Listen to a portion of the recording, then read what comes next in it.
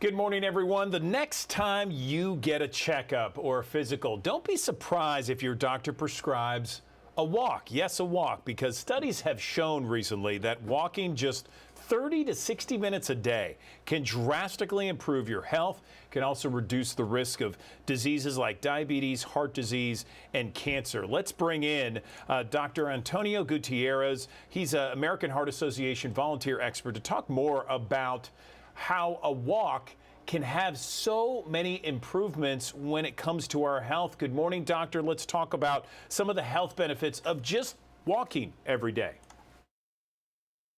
Thank you so much for having me. This will be a good time to mention that National Walking Day is on April 5th, but you're absolutely right. There are a lot of great benefits for your health when it comes to walking. There have been several studies that show that it can decrease your blood pressure and cholesterol. And if you exercise regularly, you will see an increase in your mood, energy, improvement in your quality of sleep, and a decrease overall in your levels of stress. You know, so many people have watches or rings that kind of measure how many steps they get each day, 10,000 steps everyone's trying to get these days. Is there a certain amount of steps you should get before you see the benefits, or is it something that you just need to get out 30 to 60 minutes a day? So the first thing is we recommend that you start off slow. Do whatever you can, whether that's 5 minutes or 10 minutes, something is better than nothing. Now, if possible, if you can work up to 30 to 60 minutes a day, that would be fantastic. You know, the 6,000 steps is what has been shown to start showing benefits for your health overall. I got you, doctor. What about peripheral artery disease? Tell me what that is and how can we recognize those symptoms? So peripheral artery disease, also known as PAD, is a disease where you get blockages in the arteries of the legs. Just like you get blockages in the arteries of the heart, you can get them in the legs. And this often comes on in people 50 years or older. Some of the first signs of you having PAD is you'll start to experiencing cramping and pain in your calves and thighs when you walk, especially if you go up on an incline. You know, that's interesting. I never really heard about that. I'm also interested in the study that said that just 15 minutes of walking a day can crave some sugar cravings out there. Tell me more about that. That's what the benefits of walking. There's a lot of them. You're absolutely right. If you walk at least 15 minutes a day, that's been shown to decrease your overall sugar cravings, can also increase your creativity by 60%. So if you're in a little rut, you know, at work or need a little bit more energy, go outside and take a short walk. You know, going back to peripheral artery disease, I guess the suggestion is even if it hurts you and even if there's some discomfort, you should still continue walking. Is that right? Tell me why. You're absolutely correct. When it comes to PAD and walking, if you don't use it, you will lose it. So the less you walk, the less you'll be able to walk in the future. However, if you have PAD, what we will recommend is that you walk until you start feeling the symptoms of discomfort. Go ahead and take a few seconds, 20 to 30 seconds of rest, and then get right back at it and walk until you feel these symptoms. Now, at first, you're going to be a little tired, but what you'll find is over time, over weeks, that you will be able to walk without experiencing these symptoms, and you'll also be able to walk further. I know that I've seen some studies where blood sugar levels are drastically reduced after dinner if you walk, you know, after dinner for 30 minutes or, you know, just around the neighborhood, that sort of thing. April 5th is National Walking Day. You mentioned that earlier. Is that the day that there's going to be more awareness to just kind of bringing the need that everyone just needs to walk every day? You know, we just use it as a good day, a good time to get everybody aware of, to get out and just move around, especially if you have, you know, diseases like PAD or any risk factors for PAD, such as diabetes or heart disease. It's a good time to get out. Anything else we can mention with regards to National Walk Day, taking steps in the right direction to improve your health, peripheral artery disease, anything else you want to mention, and where can we go to get some more information? So the American Heart Association really is the premier source for all questions with cardiovascular disease. If you guys have any questions, I recommend you go to heart.org/PAD. The other thing you can do is ask your physician next time you're in for a routine checkup. All right, Dr. Antonio Gutierrez, we really appreciate your time explaining exactly what people need to do. Very easy, simple ways that people can improve their health. Thanks very much. Thank you so much for having me. Appreciate that. Take a live look and appreciate this picture. It's from our High Five camera in downtown Memphis. It is so nice out there. Look at that. It's a little chilly though. As you can see, it's 47 degrees. We had some rain move in the overnight hours, and with it, it brought somewhat of a cold front. So you see much colder temperatures out there, but it's going to be a nice day ahead as we hear more from meteorologist Brittany Bryant.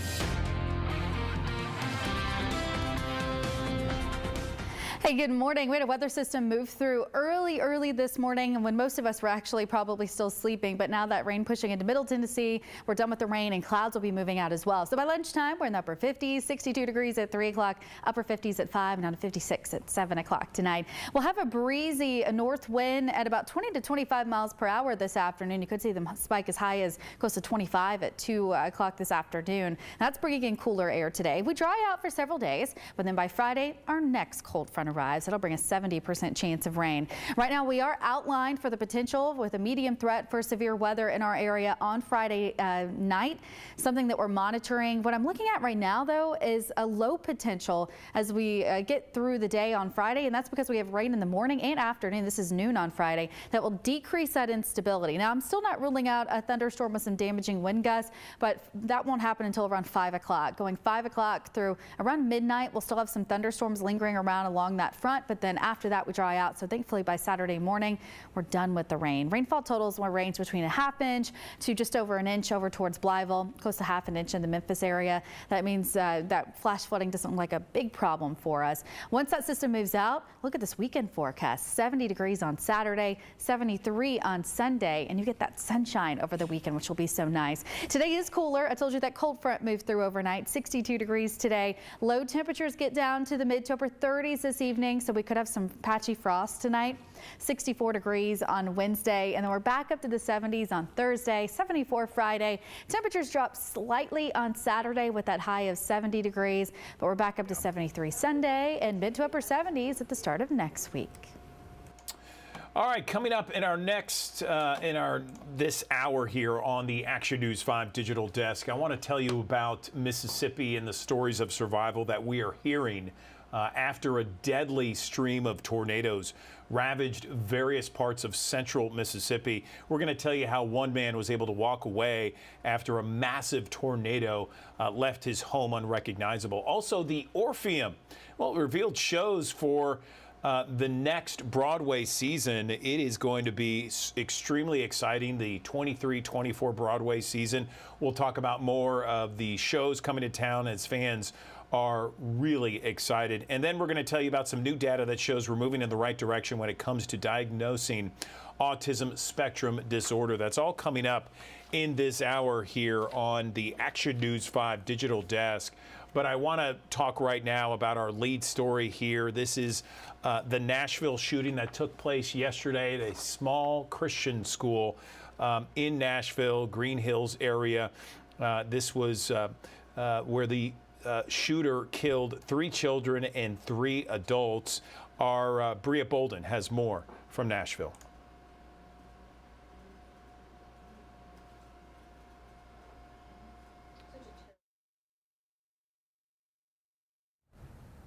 Metro Nashville police have identified the shooter as 28-year-old Audrey Hale. Police say Hale, identified as transgender, and was a former student at the Covenant School. Families of children at the Covenant School in Nashville's Green Hills neighborhood rushing in panic after reports of a school shooter at the small Christian private school. The 3 students who died, just 9 years old. The adult victims were all staff members, including the headmaster, a custodian, and a substitute teacher. Police say a team of 5 officers went into the school and killed the shooter, Audrey Hale, just before 10:30 a.m. Monday morning. She was armed with at least 2 assault-type rifles, and a handgun. Investigators searched Hale's home. Some of the evidence collected, police say, included writings and maps of the school. Police also say Hale drove this car found in the school parking lot. Investigators say they found more writings inside. Entry was gained through shooting through one of the doors, is how they actually got into the school. Nashvillians in mourning, sharing their grief at several vigils around the area Monday and at this growing memorial outside of the Covenant Presbyterian Church and school. It kind of touched home. I actually lost my mom at the age of 10, and I just know some of the parents and, some of the teachers here just kind of remind me of home sometimes, because when kids come to school, they want to come to where they feel safe. Daniel Rodriguez and Sam Tidwell, just two of many going out of their way to pay their respects. It's easy to be angry in times like these. However, it's important to, number one, love yourself, love those around you, be there for the people who might need you, and really just build this community back to being a loving community, and we can avoid tragedies like this, hopefully. Police say Hale had no criminal history prior to this. They're still investigating the motive behind this tragedy. Reporting in Nashville, Bria Bolden, Action News 5. Metro Nashville police tweeted surveillance video from the school during the time of the shooting. This is disturbing video. As you can see here, the shooter, Aubrey Hale, shot her way through the glass doors of the school. She could then be seen walking through the halls with a rifle in her hand. Now, Tennessee lawmakers were quick to share condolences after the school shooting. Some were concerned about proposed gun laws in Tennessee and across the country. Memphis Congressman Steve Cohen has talked at length about gun control, and he mentioned it once again. We need to ban assault weapons. Assault weapons are to kill the enemy. They're for the Ukrainians to fight the Russians and the Russians to fight the Ukrainians. They're not for American people to kill children or to kill anybody else. So Congressman Tim Burchett of Nashville also spoke out. He's a Republican out of Knoxville, and he spoke about the mental health issues that are plaguing our society both in Tennessee and across the country, and that mental health should be a priority that comes out of this case. I go back to my state legislature days in Nashville, and for years and years we kind of, we just ignored mental health issues in our state and our country. And it's like 1 in 5 Tennesseans, either you know somebody or you yourself or it's a family member is affected by it. And generally it comes down to that. Okay, switching gears right now, let's talk about search and rescue efforts underway in central Mississippi. Mississippi Emergency Management Agency now saying 21 people died in last Friday's tornadoes. Rolling Fork, Mississippi, that is where you are seeing this video come from. One of the towns just devastated by the tornado outbreak on Friday night. Action News 5's Walter Murphy spoke with residents there about recovery efforts. The sound of people picking up the pieces of their lives and still coming to grips with the catastrophic devastation that hit the Deep South over the weekend. All thing I can tell you, we're going to just take one day at a time. The place Garrett Miles has called home for over 10 years has been reduced to rubble. Destroyed by a tornado, the National Weather Service gave a preliminary EF4 rating with winds that reached up to 200 miles per hour. I just hit my head down, pulled a pillow on my head. Less than 3 seconds, it was over. I thought I was gone. After Miles got out of the carnage around him, he says he went to check on his neighbors. Then my other neighbor, Kate, called the street, started hollering, and then we come back down here to find out the next 2 neighbors here died. Miles says the elderly couple next door were killed when this semi-truck was picked up, carried over 100 feet, and dropped on his neighbor's living room. 11 others in Rolling Fork also died, bringing the total lives lost across the Magnolia State to 21. Material thing, you can always get it back. You can't get back another life. FEMA relief has been approved to help with replacing some of those material things that were lost in the historic storms. And organizations like the American Red Cross had boots on the ground almost instantly to help an already economically disadvantaged area start the process of reconstruction. For a Delta boy, born up the road, it's tough. It's tough.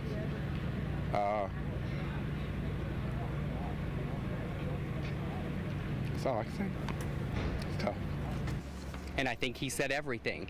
There certainly are going to be some tough days, weeks, and months ahead for Rolling Fork and the entire Mississippi Delta.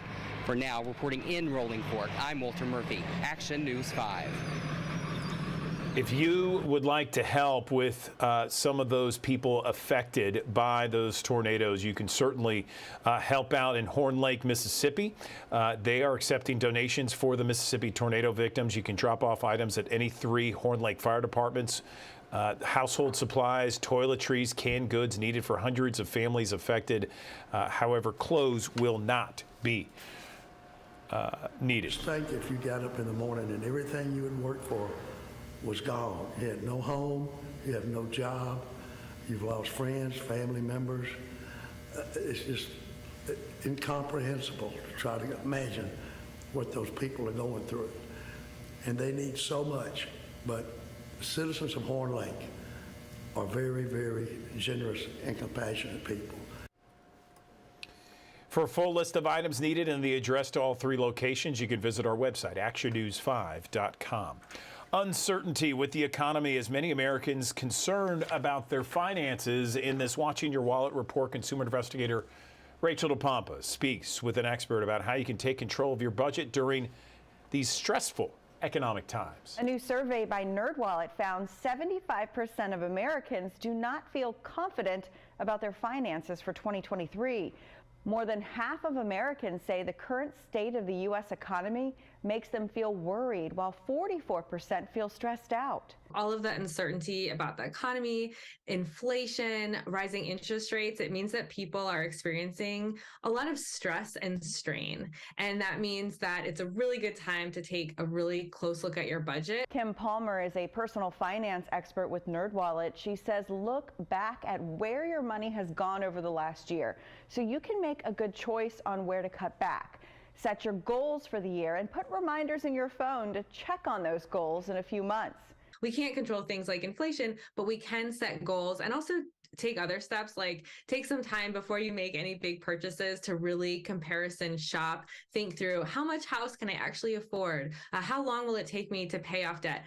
At NerdWallet, we have a ton of resources and calculators to help you kind of run through all of those numbers. Palmer says comparison shopping takes effort, but putting that time in can actually save you hundreds of dollars a year. Start with your car insurance. Instead of just letting it roll over each year, actually look online or call around and get new quotes. She says this is also a great time to make a plan to tackle your high interest debt like credit cards. Make a plan to pay down a card or even pay it off. With this Watching Your Wallet, I'm Rachel DePompa.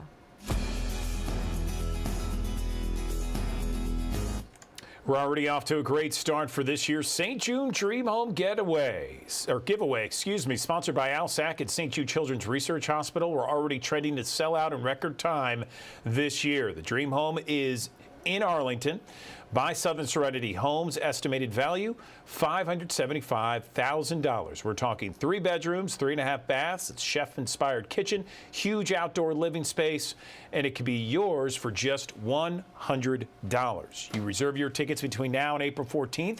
You could win your choice of a brand new car, a Honda Civic Sport, or a Nissan Kicks SV, courtesy of Wolf Chase Honda and Wolf Chase Nissan. The new car prize is in addition to your chance to win a dream home. Call the number on your screen, 1-800-224-6681, or go to dreamhome.org and get your tickets. They will not last long.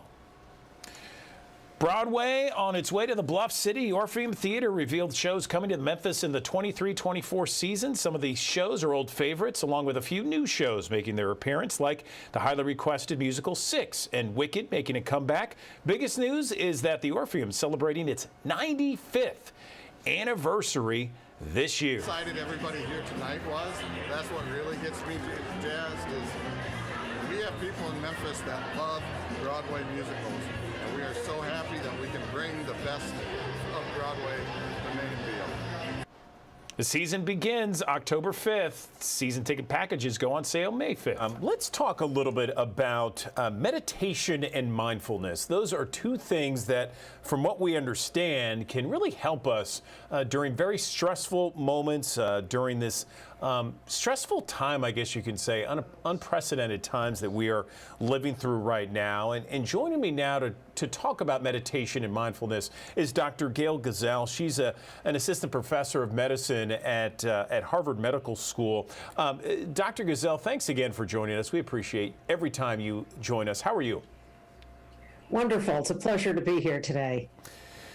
So let's talk about meditation and mindfulness, because there are so many benefits that maybe people don't realize, especially in this age where we're just trying to lower the temperature, lower that stress that we feel each and every day.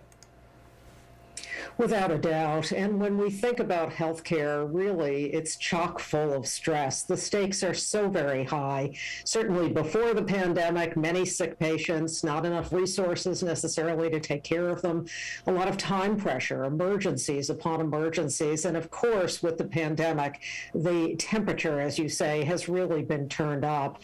And we don't learn a lot in our training as physicians or nurses or technicians or therapists in how to calm ourselves and how to really manage all of the stress that we experience. And for me, that's where I see mindfulness and meditation really having a critically important role.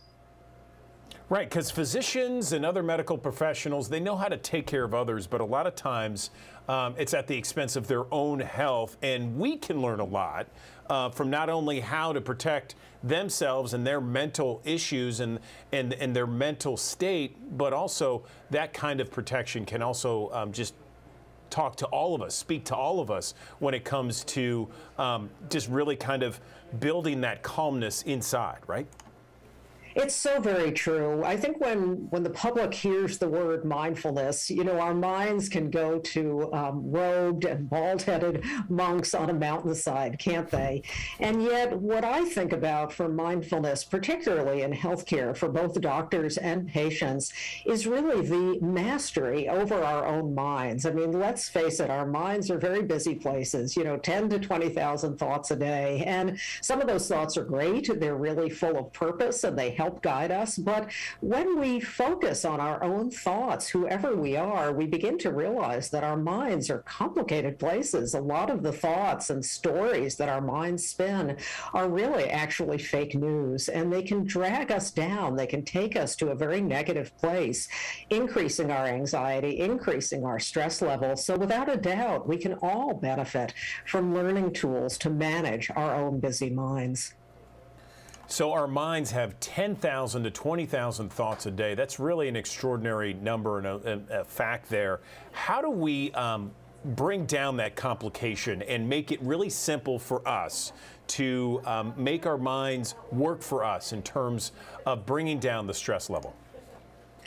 Well, what's really important is getting to know our own busy mind, and that's where meditation is so important. When we meditate, we're not banishing thought, but we're sitting quietly and we're just getting to know what it is that's going on in our mind. And what I find is that when I teach meditation to busy doctors and others, they're shocked.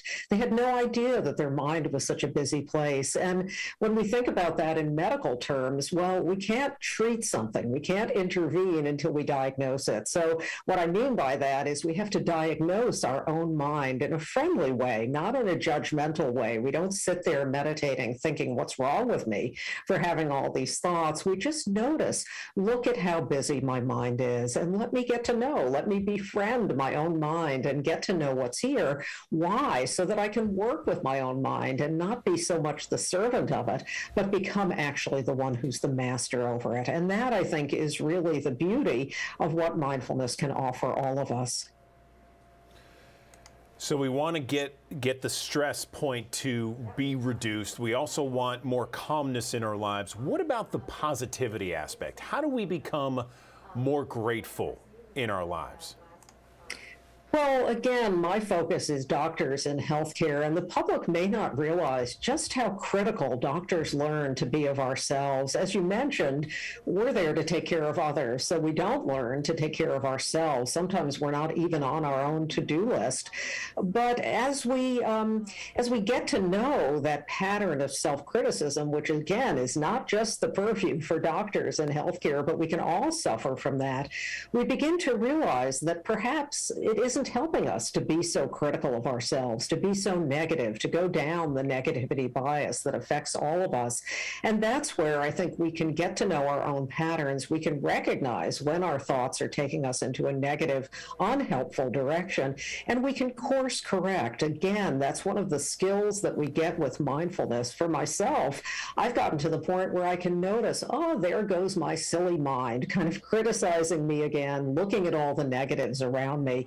Do I really have to follow that train, or would it be more helpful for me in terms of what's going on right now to shift my thoughts more in a positive direction? So it's not about, oh, just put on a smiley face and everything will be great. It's about getting to know your own mind and really working with it in the most constructive way that you can. You know, doctors and all kinds of medical professionals, you know, they really get worn down by all the sickness they see, and especially during the pandemic, it has been tough for that profession. There's no question about it. How do they and other medical professionals build resilience with mindfulness? Such an important question because, you know, the toll on healthcare workers has always been high. Again, it's a very high stakes profession, and we go into it knowing that and embracing that and wanting to do what we can to help those around us. But what do we do when there's a situation like the pandemic where the stresses are really just, you know, something that's unprecedented for all of those in healthcare? And so we can build resilience, very importantly, by building moments of calm into our day. Even the busiest day, it can be like running a marathon if we don't learn how to pause and actually kind of cool ourselves down and have moments of calm. With mindfulness, we can take those kind of pauses, those mindful pauses. We can notice when we're just running mentally and physically, and remind ourselves that if we're going to get through this marathon of healthcare, that we actually need to kind of take these mental timeouts. One very practical step that I recommend to healthcare providers is that in between patients, we simply pause and take at least one slow, deep breath, maybe even 3. It sounds so incredibly simple, but it can actually help us regulate ourselves and help us give us what we need to run this marathon that we are in healthcare. So if someone's listening to this interview and they're trying to figure out, okay, I like the idea of meditation, I like the idea of mindfulness and building up that calm and a positive idea of how to approach daily routines, where would you tell them to start?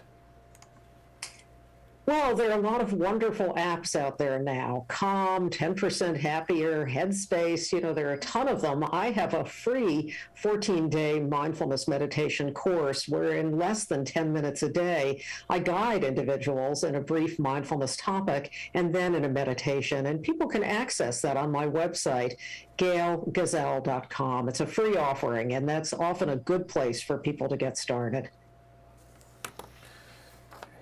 Is there any mindset, you know, we're talking about mindfulness, but is there any mindset when you approach this type of 14-day course or this type of attitude, hey, I need to lower my stress every day, I need to feel better about what I do each and every day.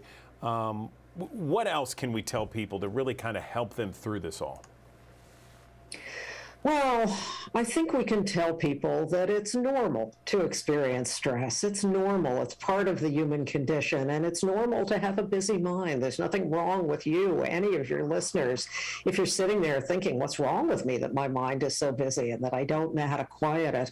So I think that's really important, that we don't judge ourselves for being in the human condition and not learning these skills. You know, again, I often feel that if medical training covered some of these skills, that for me as an executive coach for burnt out physicians and physician leaders, I'd be happily out of a job, because these are skills that all of us can learn. So I think if your viewers take nothing else away, it's a sense of hopefulness that we all can become more the master of our own mind rather than, frankly, the servant.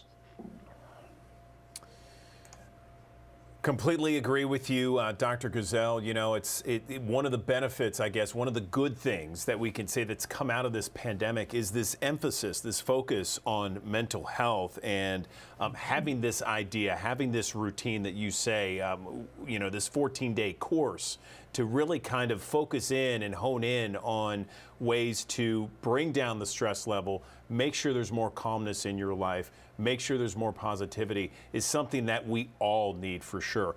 Anything else you'd like to say before we let you go? Well, again, just to emphasize that this is more than possible. We don't have to go off to a mountaintop for hours a day. We can build these moments of self-awareness and self-reflection into our days really by paying attention and by pausing and by working with our own busy mind. This is more than possible for all of us in healthcare and all of us as a nation. Dr. Gail Guzell, thank you. Always appreciate our conversations, and we look forward to future conversations with you. Thanks so very much. Thank you.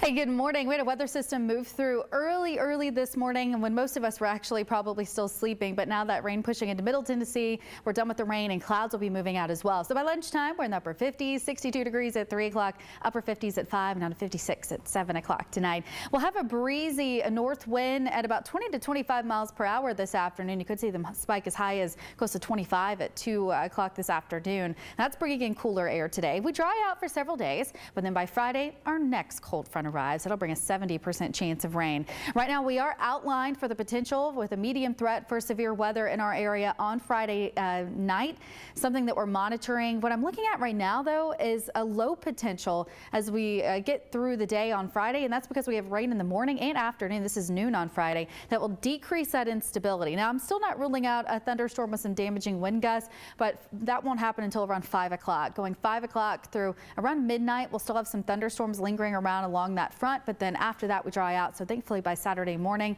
we're done with the rain. Rainfall totals will range between a ½ inch to just over an inch over towards Blytheville, close to ½ an inch in the Memphis area. That means that flash flooding doesn't look like a big problem for us. Once that system moves out, look at this weekend forecast. 70 degrees on Saturday, 73 on Sunday, and you get that sunshine over the weekend, which will be so nice. Today is cooler. I told you that cold front moved through overnight. 62 degrees today. Low temperatures get down to the mid to upper 30s this evening, so we could have some patchy frost tonight.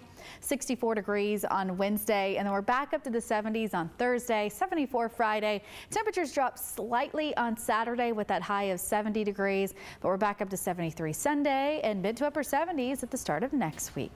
I want to tell you about a report that a majority of Americans say that they are not belonging when it comes to coworkers, when it comes to their community, that sort of thing. It is something that is raising a lot of eyebrows across the country and here in the Mid-South. I want to talk more about this report with Kimberly Serrano. She is director for the Center of Inclusion and Belonging. Kimberly, good morning. Let's talk about the Belonging Barometer and what it is and what it means with regards to this report. Good morning.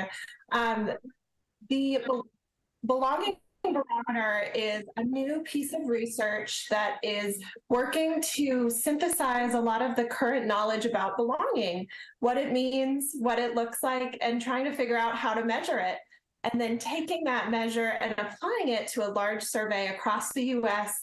to take a pulse on the state of belonging in this country.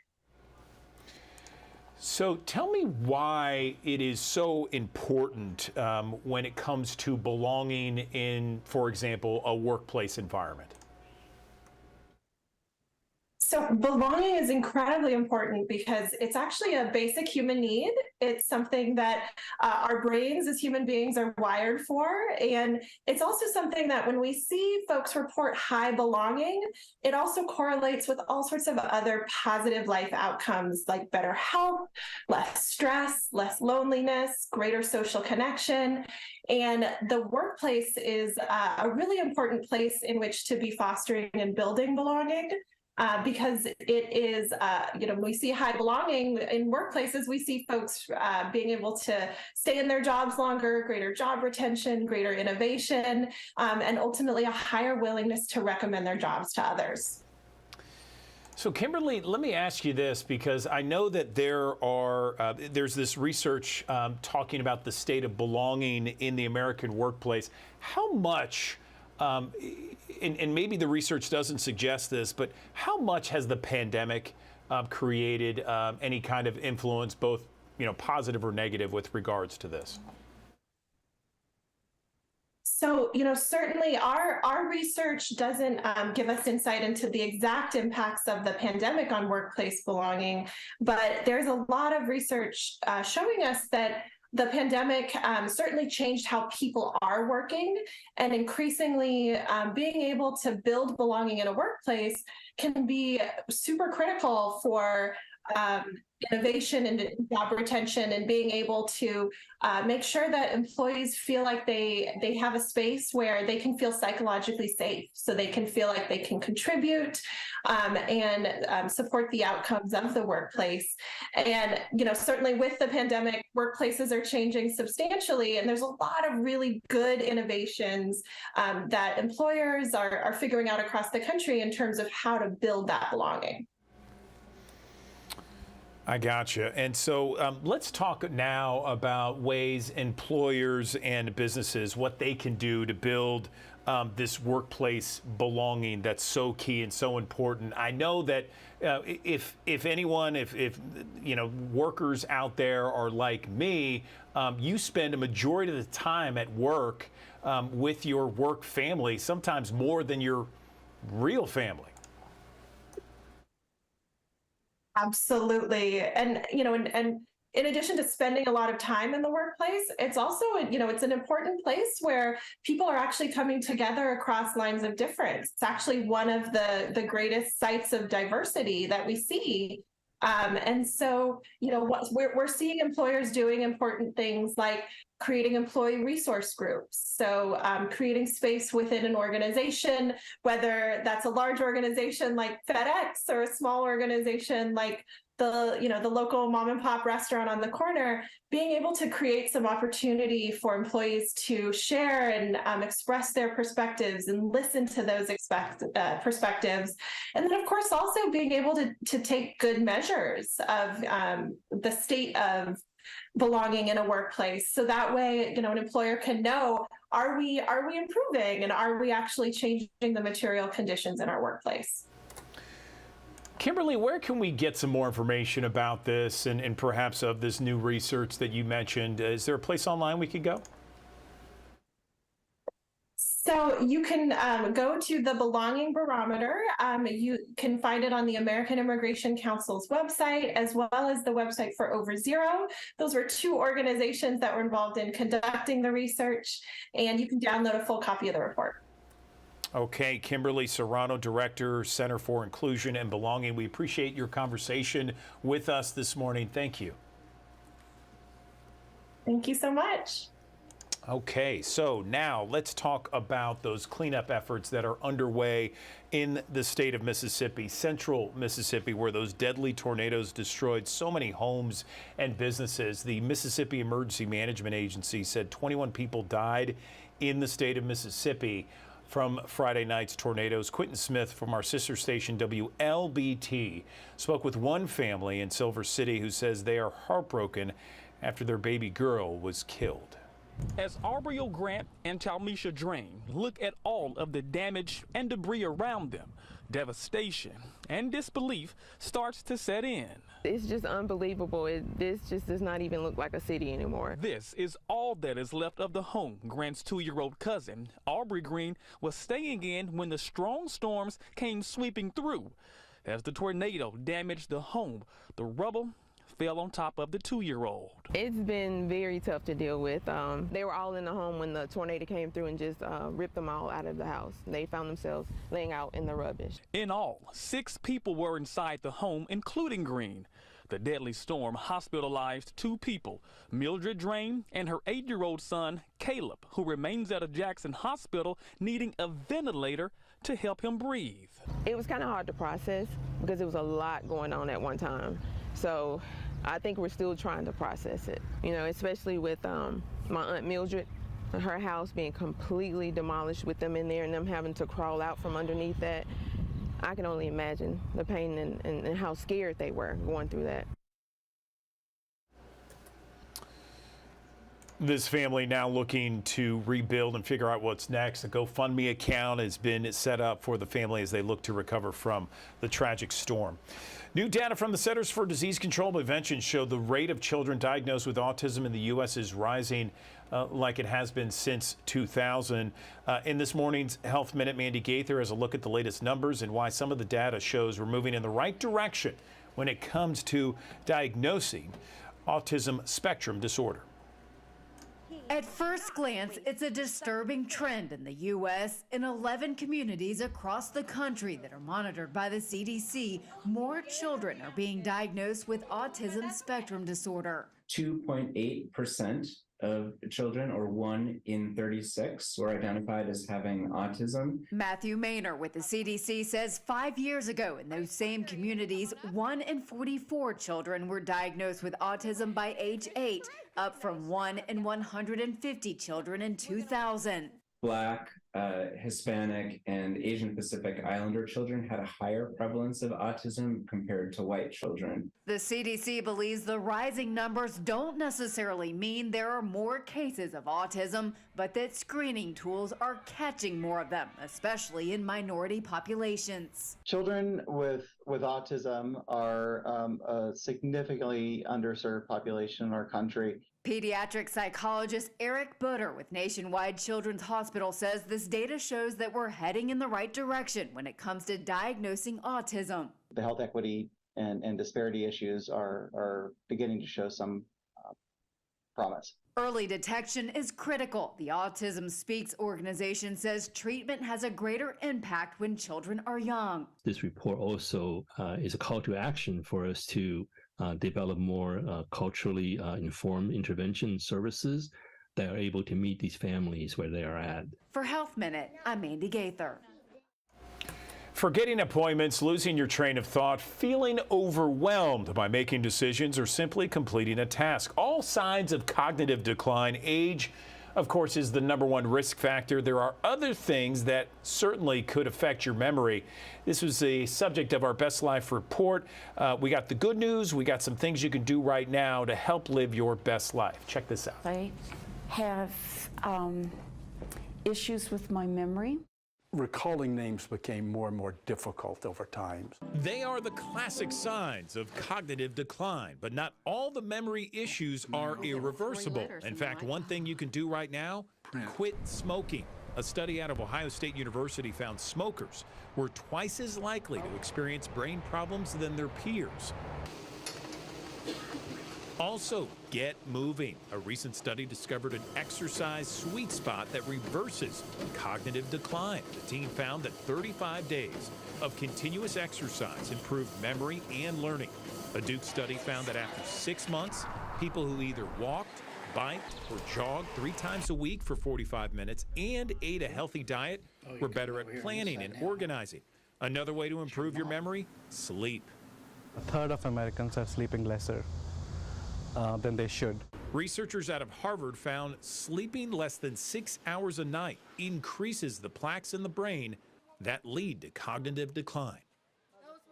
Also, check your blood pressure. Preventing or controlling high blood pressure not only helps your heart, but your brain as well. Multiple studies have shown that high blood pressure in your 40s, 50s, and 60s raises the risk of cognitive decline later in life.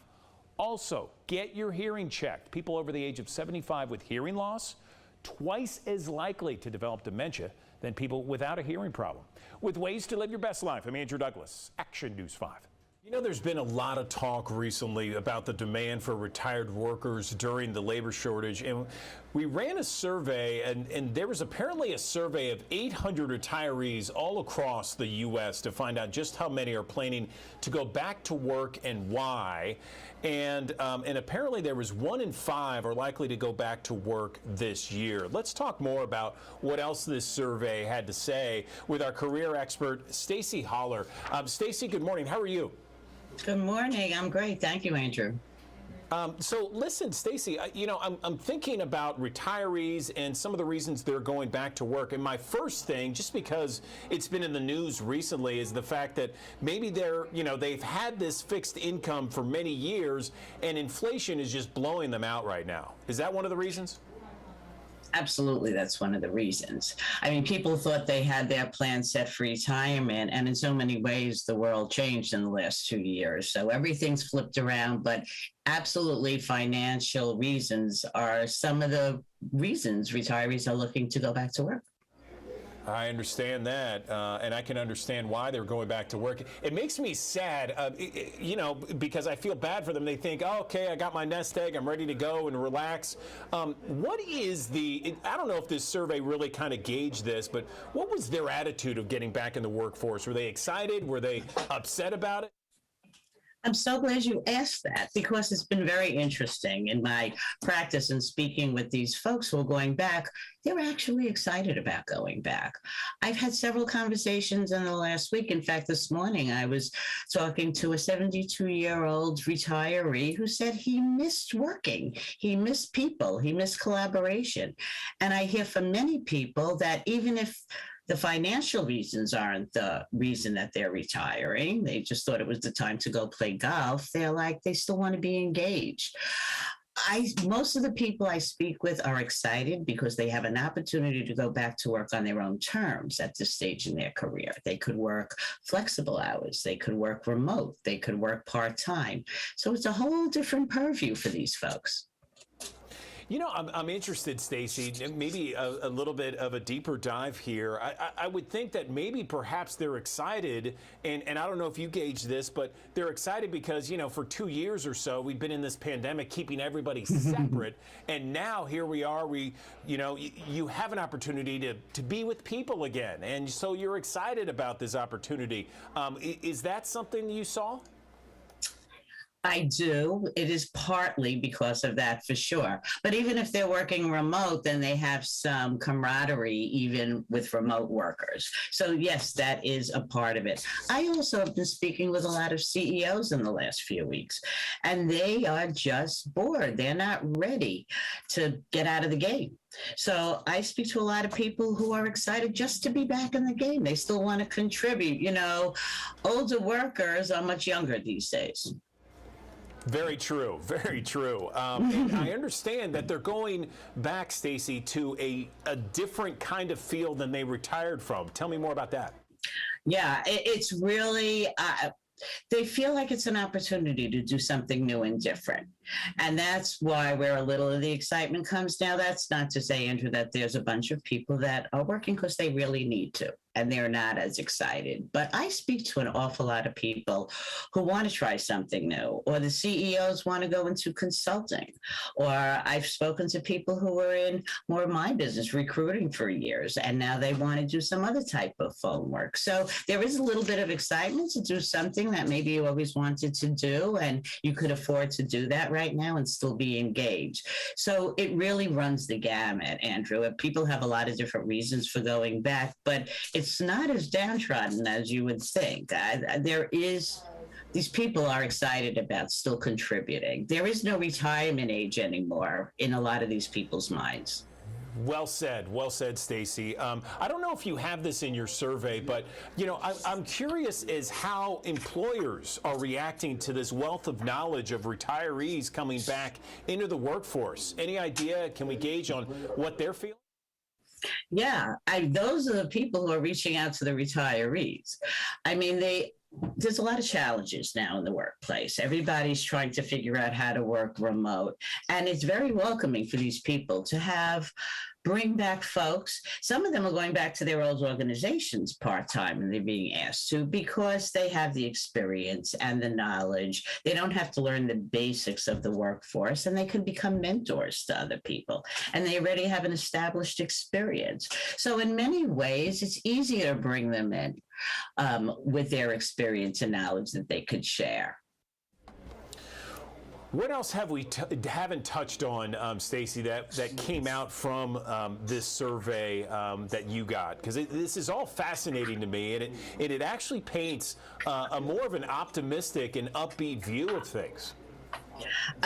For me, from my purview, it is encouraging. I think these retirees who in the past years were very limited as to options. You were told to retire, and then maybe if you still needed to work or wanted to be engaged in work, you had to look locally because you still, at an older age, you might not want to commute 2 hours a day. So you were pretty limited in what your choices are. But the choices for retirees who want to go back to work now is much more open. And that's why you hear in me a little excitement about it, because I'm hearing people who still want to be engaged and have opportunities they didn't have before. So although a lot of them are also doing it for financial reasons, it's not like earlier in their career where they might have taken something that they didn't love because they had to. Retirees are feeling a little more wiggle room in really doing something that they like to do, and they might not have to do it full time. So they could enjoy it more on a part-time basis. I follow 100%. Anything else, Stacey, before we let you go? This has been very informative. I like it a lot. Well, I love preaching this and letting people know it's out there, because I do think that there are retirees out there who don't know this is a good time for them. Whether they want to get back in for financial reasons, they just want to stay engaged, they still want to contribute, or there's something they always wanted to do that they might have the opportunity to do now. So I love sharing that information, and I hope those folks out there who still want to be engaged realize they can be if they'd like to today. Okay, Stacey Holler, I appreciate your time. Thank you so much. We appreciate your fact-finding mission, and take care of yourself, okay? Thank you so much. Good morning, everyone. Andrew Douglas in the Action News 5 Digital Desk. Electric vehicles. Let's talk about them for a minute. They're gaining in popularity, but even though you're going to see more electric vehicles out on the roadways, many consumers still have a lot of questions on whether or not electric vehicles are right for them. Let's bring in James Bell. He's head of corporate communications for Kia America. Good morning, James. How's it going? Good morning, Dew. I'm playing with cars. It's a good day. Yeah, tell me first off, where are you and what you're sitting in front of there? Looks like an EV. Yes, you're right. I'm in Southern California, where we're getting ready for the big blizzard. We'll see how that goes. But yeah, this is what's called our EV6 GT. This one's a really special one.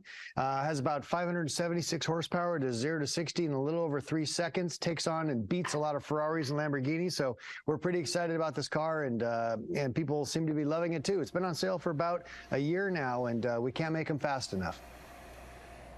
So tell me more about the idea of electric cars, because there's so many people that are very apprehensive to go to EV vehicles, or EVs, I should say, because they're just used to gas-powered. There's more flexibility. There's a lot more autonomy, according to some people that have gas-powered vehicles. What would be your best argument for EVs? You know what? It's not even an argument. It's just recognition of this phase that we're in. I like to equate it back to what it must have been like when people went from horse-drawn carriages to gasoline-powered cars. You know, there was a lot of folks that said, well, this gasoline thing will never work. There's not a gas station on every corner. This is, I just feed my horse hay and away it goes. We're in that same kind of premise right now with this transition time. I think, however, we're going to see the transition happen a lot quicker. So if somebody, has an incredibly long commute or needs to drive to grandma's house on a regular basis, then maybe a gasoline-powered car is the best choice today. But in a very short amount of time, the electric vehicles are going to be a better option. And by the way, for most Americans, which drive on the average about 28 to 30 miles a day, imagine if you never had to go to the gas station again. Imagine every time you left your home, you had so we call it a full tank of gas or a full state of charge. It's a very luxurious experience. And I think once people try it, they recognize that this is probably a better option for their families. But again, this is transitional. We're not just going to suddenly get rid of all gasoline stations and gasoline powered vehicles. We're in a transition time. And over time, it will eventually evolve towards electric. You know, there's a lot of questions, James, about the power grid. I don't know if you could speak to that, but, you know, a lot of people concerned about the power grid being able to handle the demand of electric vehicles. If there is this demand and it increases over time, you know, there's a lot of people that say the power grid just can't handle it. Well, I think they're being a little short-sighted there. You know, the industry, the government, you know, the entire infrastructure system recognizes that this is the future. It's going to happen, folks. It's going to get that way, but it's not going to just happen tomorrow. There's going to be investment. There's going to be upgrading in facilities. It was newsworthy back in the summertime here in Southern California. We had a series of very warm days, and there was a short period of time when the government, state government said, please back off use of too much electric power. And then that suddenly became, oh, now I can't charge my car. It's an isolated incident, very, very rare. And I think it is not recognizing the fact that there is this huge multi-billion-dollar investment going on in the infrastructure to prepare for this day when we all drive electric. Because again, this day is coming. It's not tomorrow. It's not in 5 years, but it's coming. A lot of people concerned about, one, how long it takes to charge a vehicle, and two, the distance that people will travel with one charge. There have been a number of different independent journalists that have taken, for example, other vehicles, trucks and that sort of thing, to various charging stations. It takes forever, or there's an extraordinary long wait in line for a charger to become available, and then once you get there, it takes forever for that battery to be charged. Tell me about the vehicle that you're sitting in front of. Yeah, no, it's a great question. So we're really proud at Kia. All of our electric vehicles have what's called 800-volt charging systems available. So built in is the ability to basically take on a level 3 charger, of which the number of those is incredibly increasing all across the country. It can go from a 10% state of charge to over 80% in about 18 minutes. Now, stop and think for a moment. When you go to the gas station, you know, plug in the nozzle, walk into the station, get a Gatorade, go to the restroom, get a snack, come back, maybe throw away some garbage, clean the windows.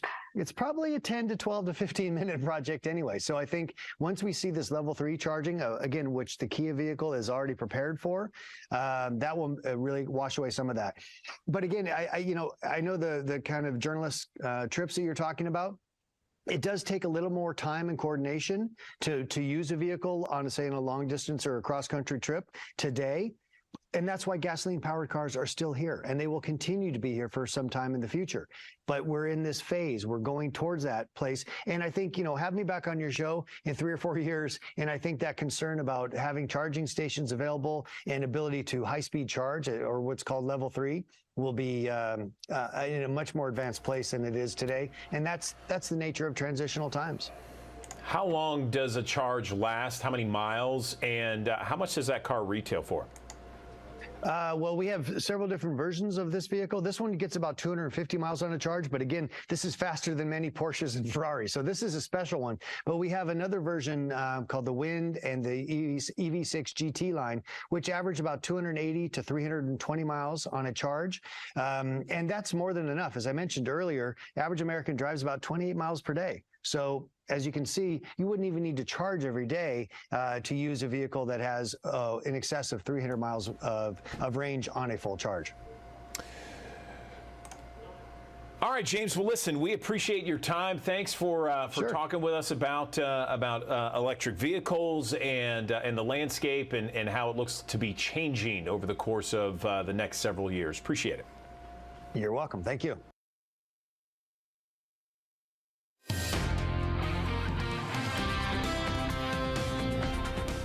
Hey, good morning. We had a weather system move through early this morning, and when most of us were actually probably still sleeping, but now that rain pushing into Middle Tennessee, we're done with the rain and clouds will be moving out as well. So by lunchtime, we're in the upper 50s, 62 degrees at 3 o'clock, upper 50s at 5, and down to 56 at 7 o'clock tonight. We'll have a breezy north wind at about 20 to 25 miles per hour this afternoon. You could see them spike as high as close to 25 at 2 o'clock this afternoon. That's bringing in cooler air today. We dry out for several days, but then by Friday, our next cold front arrives. It'll bring a 70% chance of rain. Right now, we are outlined for the potential with a medium threat for severe weather in our area on Friday night, something that we're monitoring. What I'm looking at right now, though, is a low potential as we get through the day on Friday, and that's because we have rain in the morning and afternoon. This is noon on Friday. That will decrease that instability. Now, I'm still not ruling out a thunderstorm with some damaging wind gusts, but that won't happen until around 5 o'clock. Going 5 o'clock through around midnight, we'll still have some thunderstorms lingering around along that front, but then after that we dry out. So thankfully by Saturday morning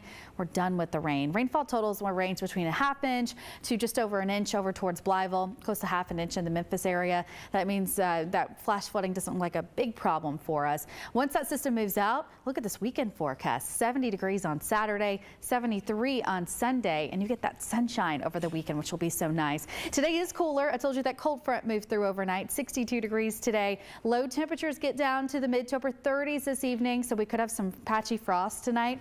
64 degrees on Wednesday, and then we're back up to the 70s on Thursday, 74 Friday. Temperatures drop slightly on Saturday with that high of 70 degrees, but we're back up to 73 Sunday and mid to upper 70s at the start of next week.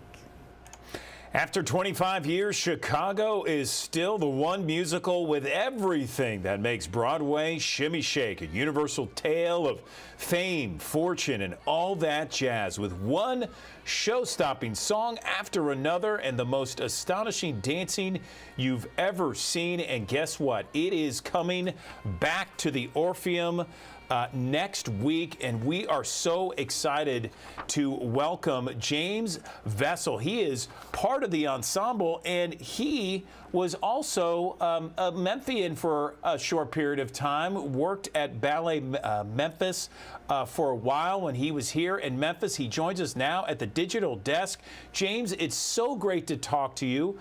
How are you? Tell me how you've been. How's Chicago? And tell us when you were in Memphis. Good morning. Good morning. I just want to say thank you so much for having me on this morning. It is such a pleasure to be a part of this iconic show. I joined the show about a month ago, and I have been just like in awe of the cast and the talent, the crew. Everyone is just like so gracious about welcoming me into the cast. I just am enjoying my time here. Going to different cities that I've been to before, haven't been to before, getting to share the art of this show is just such a pleasure. I'm so excited to come back to Memphis. I enjoy my time in Memphis so much, especially working with Ballet Memphis as well. So I'm really, really excited that we get to stay in Memphis for a full week and do a show at the Orpheum Theater, which is an iconic theater. And I always enjoyed performing at the Orpheum. And I worked at the Orpheum for a little bit as well while I was in Memphis. That is awesome. It's a full circle moment, I guess you could say. So tell me about this professional opportunity for you. When you tried out for the part, you got it. What was that moment like when you found out that you're joining it? Because as you say, this is an iconic presentation that so many people know about for the last 25 years, scores of awards and honors and distinctions, and now here you are, you're part of the cast. Exactly. This process was actually like no other that I've experienced. I sent in a virtual audition where I had to do different dance numbers from the show, obviously the iconic moment of jazz, and I had to do a segment of Roxy. I had to do a singing portion and 3 short monologues. And I submitted that through my agent, and it was maybe a month and a half later when I found out that I was cast in the show. And I received the email saying that I was cast with a contract, and was told, hey, you have a week to join us on tour. And so I had to pack up my life for 6 months, and within a week, and I learned the show within a week as well, and was put in right away. So it's just been an amazing experience. Yeah, one that I have never experienced so far, and I'm learning so much through every show, through my downtime. There's always things that I'm still learning about the show, and more further development and the characters that I'm playing and the role that I'm in for this entire segment of the show. Tell us exactly when we're going to see you on stage. What characters are you playing? And tell us what the response has been so far on the tour. So for the show, I open as an actor, a player in the show. I'm supporting Roxy, I'm supporting Velma, and different parts in the show. And then I come in as a reporter where we're trying to get information from Roxy throughout the show. And then towards the second act, in the second act and later in the show, I start to become the bailiff, where I am supporting the court and trying to get things moved along to get the actors, to get Roxy and Billy to get into the courtroom scene. And then I become the jury, where I am playing 6 different characters throughout the entire scene, and am reacting to the story that's being told for the very first time. So it's very interesting to go in and put on these different hats throughout each scene that I'm playing. So it's a really fun show. That sounds fantastic, James. Tell me how your time in Memphis helped prepare you for this role. My time in Memphis definitely prepared me for this role. While I also was dancing with Ballet Memphis, I did shows with Playhouse on the Square. So I built a theater community there in Memphis. So I'm really excited to see my theater friends as well. I did many musical theater shows while there. So I got to sing and dance and act for about 6 or 7 different shows within my time span in my time span in Memphis. So yeah, it definitely directed me into going into more of a musical theater Broadway track. And I fell in love with musical theater while I was in Memphis. Actually, my first musical in Memphis was Memphis the Musical at Playhouse on the Square. So it's like really cool that, you know, Memphis just is a part of my journey and getting into musical theater and Broadway. That is fantastic, James. Congratulations on that. Tell us what time period, what time frame did you live in Memphis? 2015 to, I believe, 2018. Okay, all right. There, okay. So for someone who might not know much about Chicago, the musical that's coming next week to the Orpheum, what's the best way to describe this show, this production coming? The best way to describe this show is you have a young woman, Roxy, who is wanting to be a star and is willing to do anything possible to make that happen. And along her way, she finds people who want that same thing. And yeah, they end up getting it in the long run. Fantastic. What's the first thing you're going to do when you have some downtime in Memphis? Oh, definitely get barbecue. Going to Central Barbecue. All right, So well, excited. James, really appreciate your time this morning. Thanks so very much, and best of luck. Congratulations to you and your professional career. It's great to see you're doing so well, and looking forward to having you return to Memphis later. Awesome. Thank you so much. In April. Yes, absolutely. Take care of yourself. Good stuff. Always good to hear from Memphians that are doing well on the national stage. Always great to see that.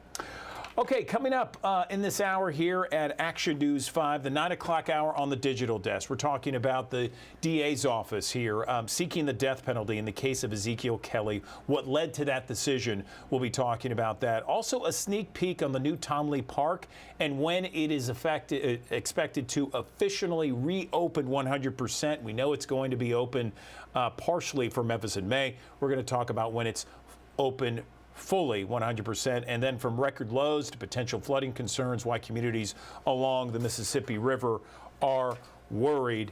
All that coming up in this next hour here on Action News 5. But right now, I want to talk about the issue of Ezekiel Kelly, because Ezekiel Kelly is someone that we all remember from when we had that horrible shooting spree that happened last September. For the better part of several hours, September 7th, the night, there was a citywide lockdown in Memphis, and the crime spree occurred in not only Memphis, but also in Mississippi, where there was Ezekiel Kelly, and he is accused of 28 charges, among them multiple counts of murder for this shooting spree that took place in Memphis and Mississippi.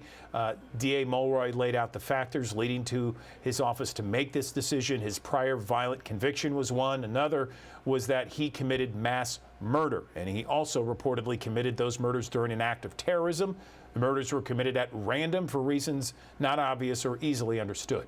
When the facts are sufficiently clear, either one way or another, then a district attorney acting in good faith sometimes has to come to the conclusion that the facts and circumstances compel a particular decision. I believe this is one of those times. Ezekiel Kelly is accused of killing 3 people that night on September 7th last year, as well as injuring several more. Steve Mulroy said his office has been in contact with the victims. They know that they are pursuing the death penalty in this case. It could be 6 months or longer before this case eventually goes to trial. 18 years old and charged with attempted murder yet again. Investigators say Tyshawn Ware went on a crime spree before unloading his weapon in a crowded parking lot at Eastgate Shopping Center last weekend, hitting 2 people. He's been arrested. He had been arrested for attempted murder just 5 months ago. So why? Why was he out on the street? So many people are asking that question. Action News 5's Joyce Peterson has the answer. Terrified shoppers ducked for cover in the parking lot of Eastgate Shopping Center Saturday afternoon. Employees at Mellow Mushroom hit the deck too. I seen a bunch of people running and under table like it was a tornado drill. Where's the shooter? Memphis police say 18-year-old Tyshawn Ware fired multiple shots from the Infiniti Q50 he'd just stolen. The car's owner had tracked it down and wanted it back. MPD says Ware shot the owner and his brother. Gunfire also hit 3 cars and a nearby business. That's pretty much it. We come outside, they bullet holes everywhere. Dude on the ground, we thought he was dead. As MPD gave chase, investigators say Ware began to drive recklessly at a high rate of speed, even going into oncoming lanes of traffic. Ware now faces 35 charges. MPD says he broke into 5 cars before the shooting. He also faces 3 counts of attempted first-degree murder. You know, a lot of people nowadays, they say they want to leave the city of Memphis because the crime gets so bad. This is not the first time Tyshawn Ware has been charged with attempted murder. Here's his mugshot from last year. Records show Ware stole a DoorDash driver's car and shot at the guy. But when Ware appeared in court on March 3rd, Shelby County District Attorney Steve Mulroy's office tells Action News 5 the victim did not show up. As a result, we reluctantly had to drop the charges due to lack of evidence. Yet the affidavit for that case says Ware confessed the crime to police. MPD saying Ware gave a statement of admission on firing shots at the driver and later taking the 2017 Chevrolet Hyundai Impala. And that wasn't his first arrest. Documents obtained by Action News 5 show Ware was arrested in August 2022 for stealing a Hyundai Elantra. And during that run from police, MPD said Ware was driving erratically at a high rate of speed, breaking traffic laws when he lost control and struck a building. Despite his earlier run-ins with the law, MPD says Ware was back on the street last Saturday, armed and dangerous. The system work how the system work. It's jacked up, you feel me? Both shooting victims will survive. Right now, Tashawn Ware's bond is set at $150,000. His bail review hearing today could change all that. We'll follow this case, let you know if the Shelby County justice system puts Ware back on the streets yet again.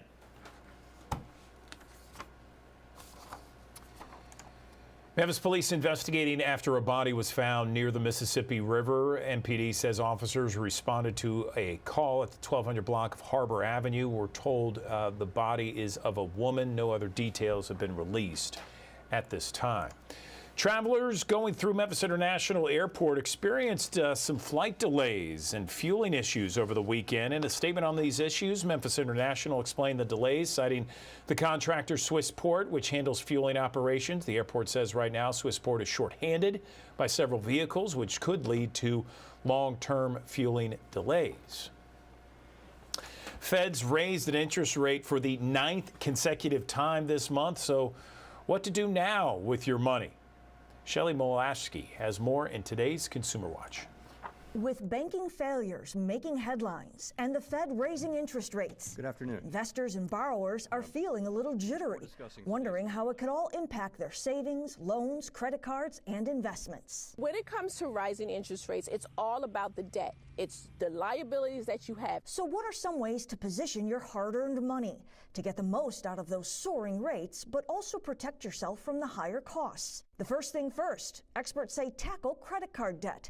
So get on a plan to pay off what you owe soon before higher rates kick in.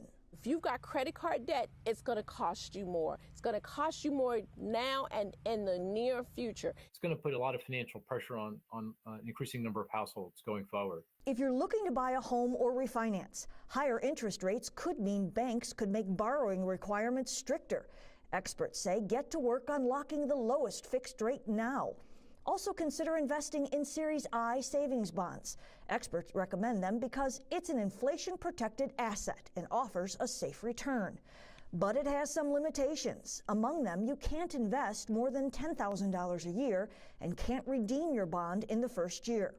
But act quickly. You only have until the end of April to buy and get the current 6.89% rate. If you've got emergency money parked somewhere making less than 1%, you might think about buying an I-bond. Experts say it's good news for savers. Bankrate suggests putting your savings in online high-yield savings accounts. Some are now offering rates as high as 5%. For Consumer Watch, I'm Shelly Molaski. As more and more quick service restaurants like coffee shops and fast food give customers the option to tip, fewer and fewer Americans are doing so. Chris Wen explains what is driving the backlash. 18% gratuities already included in the bill.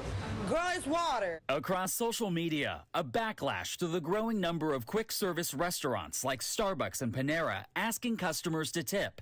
It's up 11% from pre-COVID levels, according to data from Toast, a restaurant management software company. You had a tip at the bottom? A tip? For what? That's a little too crazy for me, and I refuse. The average tipping percentage at these places is down, dropping to just below 16%. Professor Depayan Biswas has studied tipping for a decade. He says this new tipping trend started with the boom of digital kiosks. That's when these businesses realized they can put in a tipping option and earn a lot of money. If you're adding 10%, 20%, that's a huge jump in revenue for a lot of these businesses. And the digital interface facilitated that. He's concerned the backlash could spread to other services. That's my biggest worry, that it might actually affect the industry where it really matters the most, the full service restaurants where the servers don't even make minimum wage. I'm Chris Wynn reporting. Beautiful weather that we've had the last several days. More people getting out and about, walking, riding bicycles, riding their motorcycles. The Help Protect Lives 2023 Look Twice, Save a Life campaign kicked off.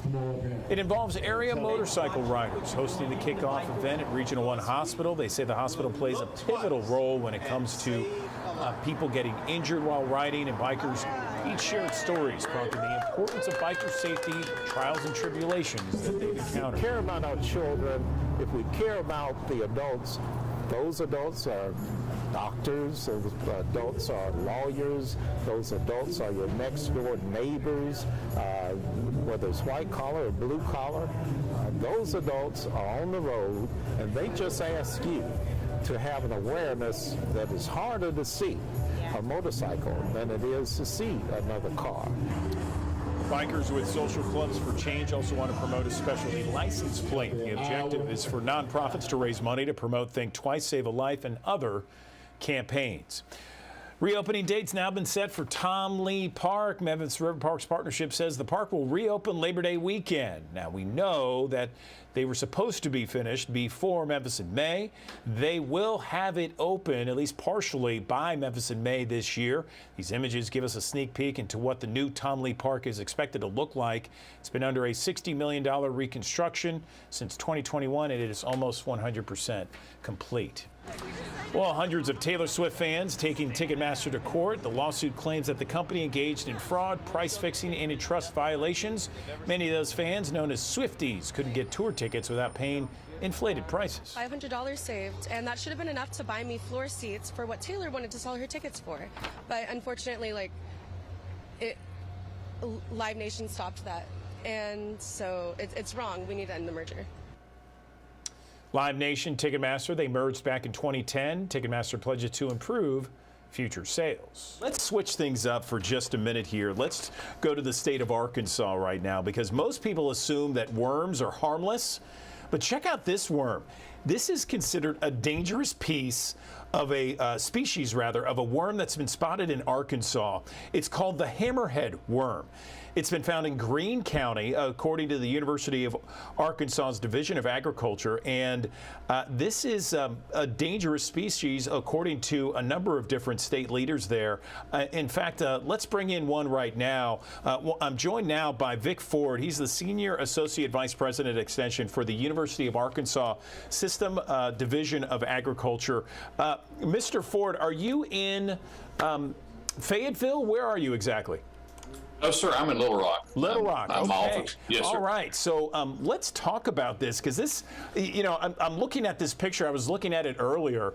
It almost looks like a, if you didn't know, it looked fine, but it does have that unusual head, like a hammerhead shark. Tell me more about this.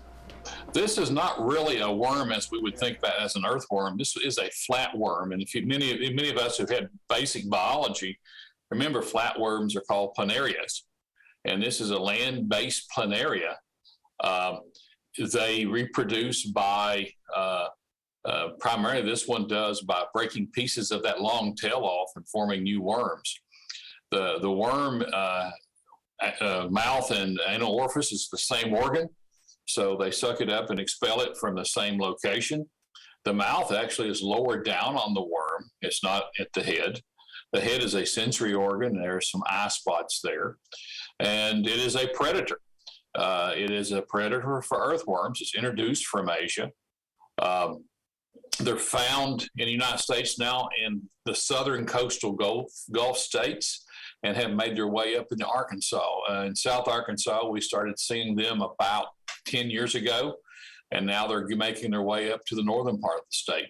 They're earthworm predators. Get no mistake about that. They are affecting the earthworm populations in the state. And what they do is, you see what this one here is doing with this earthworm. It has a toxin in the slime, which is the same toxin that's in pufferfish. It's extremely deadly, and it paralyzes the worm, and it then literally digests the worm right there and sucks it up into the worm itself, the hammerhead worm, and goes on about its business. They can be up to maybe a couple feet long. Again, pieces of the tail break off And that's how new worms mostly are formed. There have been egg cases found for the planaria, but most of those worms come from those broken off segments. One of the things we do not do if we're trying to control these things is chop them up, because each piece becomes another worm. So essentially you're creating more worms if you chop them up. So what we try to do is tell people to use salt or citrus oil or even vinegar to kill them that way, and that way they don't get to make more worms by chopping them up into smaller pieces. Okay, let me jump in here, because what you said is very like sci-fi and and almost scary in a way. So you're saying that you see this worm, and then if you were to chop the worm up, it would immediately grow kind of a head and a tail.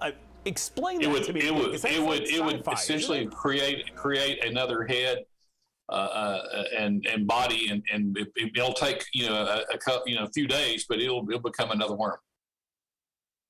Okay, that is shocking to me. I've never heard that before. So the best way, in what I'm seeing, is the best way to take care of this, if you perhaps run across this unusual worm, is what? The best thing, we don't need to report, because we know we're not really trying to get people to let us know that they're there. But the best way to do, if you see one, is to apply salt or apply citrus oil or apply vinegar and kill the worm when you can. And I don't let pets get into it. Do not handle it. It can form a rash on people because of the toxin. And if the pets or a child eats it, it can make them sick. So it's one of those things you don't want to get, handle or get up close and personal with. Okay, so let's talk about the environmental impact, because we know that there's a lot of agriculture in the state of Arkansas, a lot of farmers out there. Traditionally, you want worms in the soil. It helps create a healthy environment for crops, but this is a very different worm, as you mentioned. It's not really that traditional earthworm you're talking about. Give me a more in-depth response to the environmental impact of this hammerhead worm. This is kind of we have another kind of earthworm introduced to called the jumping worm, and that's another story. But we have impact-wise, is we don't really know, and that's probably the best question. We're thinking this is primarily in moist areas. So in terms of an agriculture field, I don't think we're going to have a problem. I think it may impact some of our moist soils in, say, forest or gardens or landscape plantings and that kind of thing. I think that will be the largest impact. I'm more concerned with the direct impact on pets and humans right now in terms of people getting into this and having a reaction or getting sick. But the impact on the earthworm population is going to be there. And we really right now don't have any good numbers for that. So I can't really give you how many tons of soil are being turned over before after these things, but I suspect that there will be a significant impact, particularly on localized locations.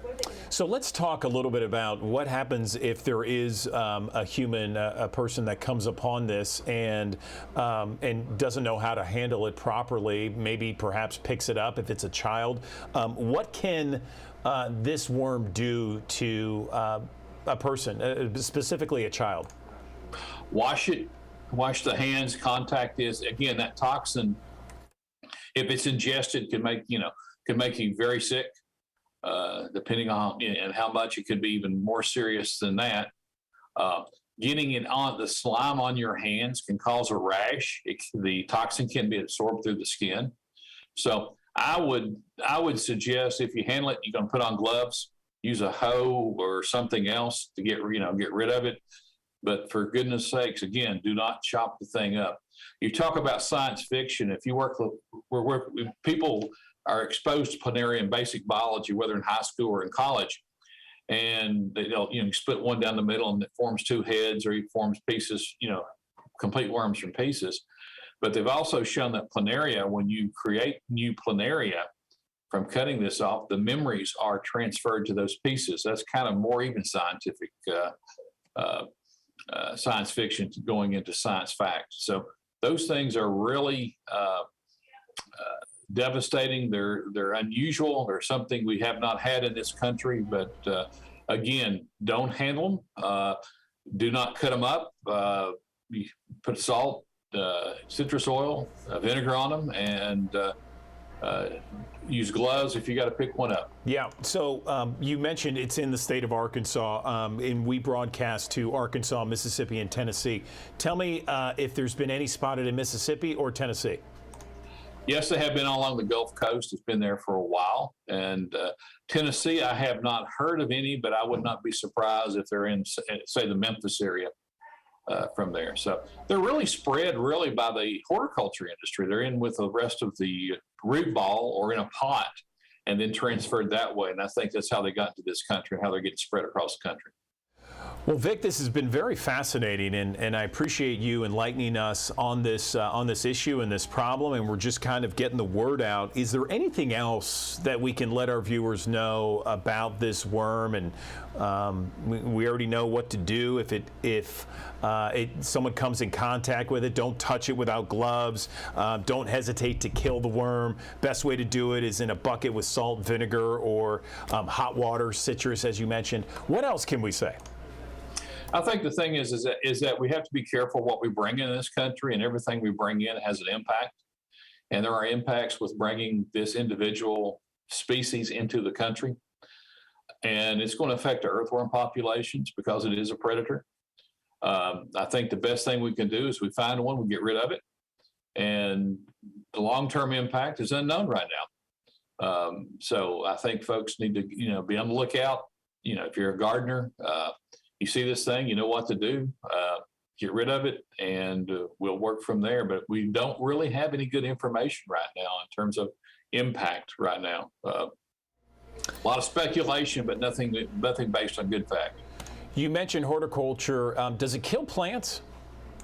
It does not affect the plants. It's an earthworm predator. I mean, that's what it feeds on. That's what it's programmed to do. Gotcha.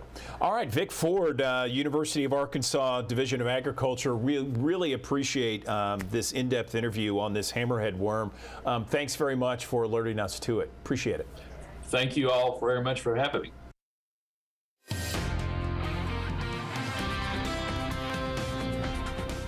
Hey, good morning. We had a weather system move through early this morning, and when most of us were actually probably still sleeping. But now that rain pushing into Middle Tennessee, we're done with the rain, and clouds will be moving out as well. So by lunchtime, we're in the upper 50s, 62 degrees at 3 o'clock, upper 50s at 5, and down to 56 at 7 o'clock tonight. We'll have a breezy north wind at about 20 to 25 miles per hour this afternoon. You could see them spike as high as close to 25 at 2 o'clock this afternoon. That's bringing in cooler air today. We dry out for several days, but then by Friday, our next cold front arrives. It'll bring a 70% chance of rain. Right now, we are outlined for the potential with a medium threat for severe weather in our area on Friday night, something that we're monitoring. What I'm looking at right now, though, is a low potential as we get through the day on Friday, and that's because we have rain in the morning and afternoon. This is noon on Friday. That will decrease that instability. Now, I'm still not ruling out a thunderstorm with some damaging wind gusts, but that won't happen until around 5 o'clock. Going 5 o'clock through around midnight, we'll still have some thunderstorms lingering around along that front, but then after that we dry out. So thankfully by Saturday morning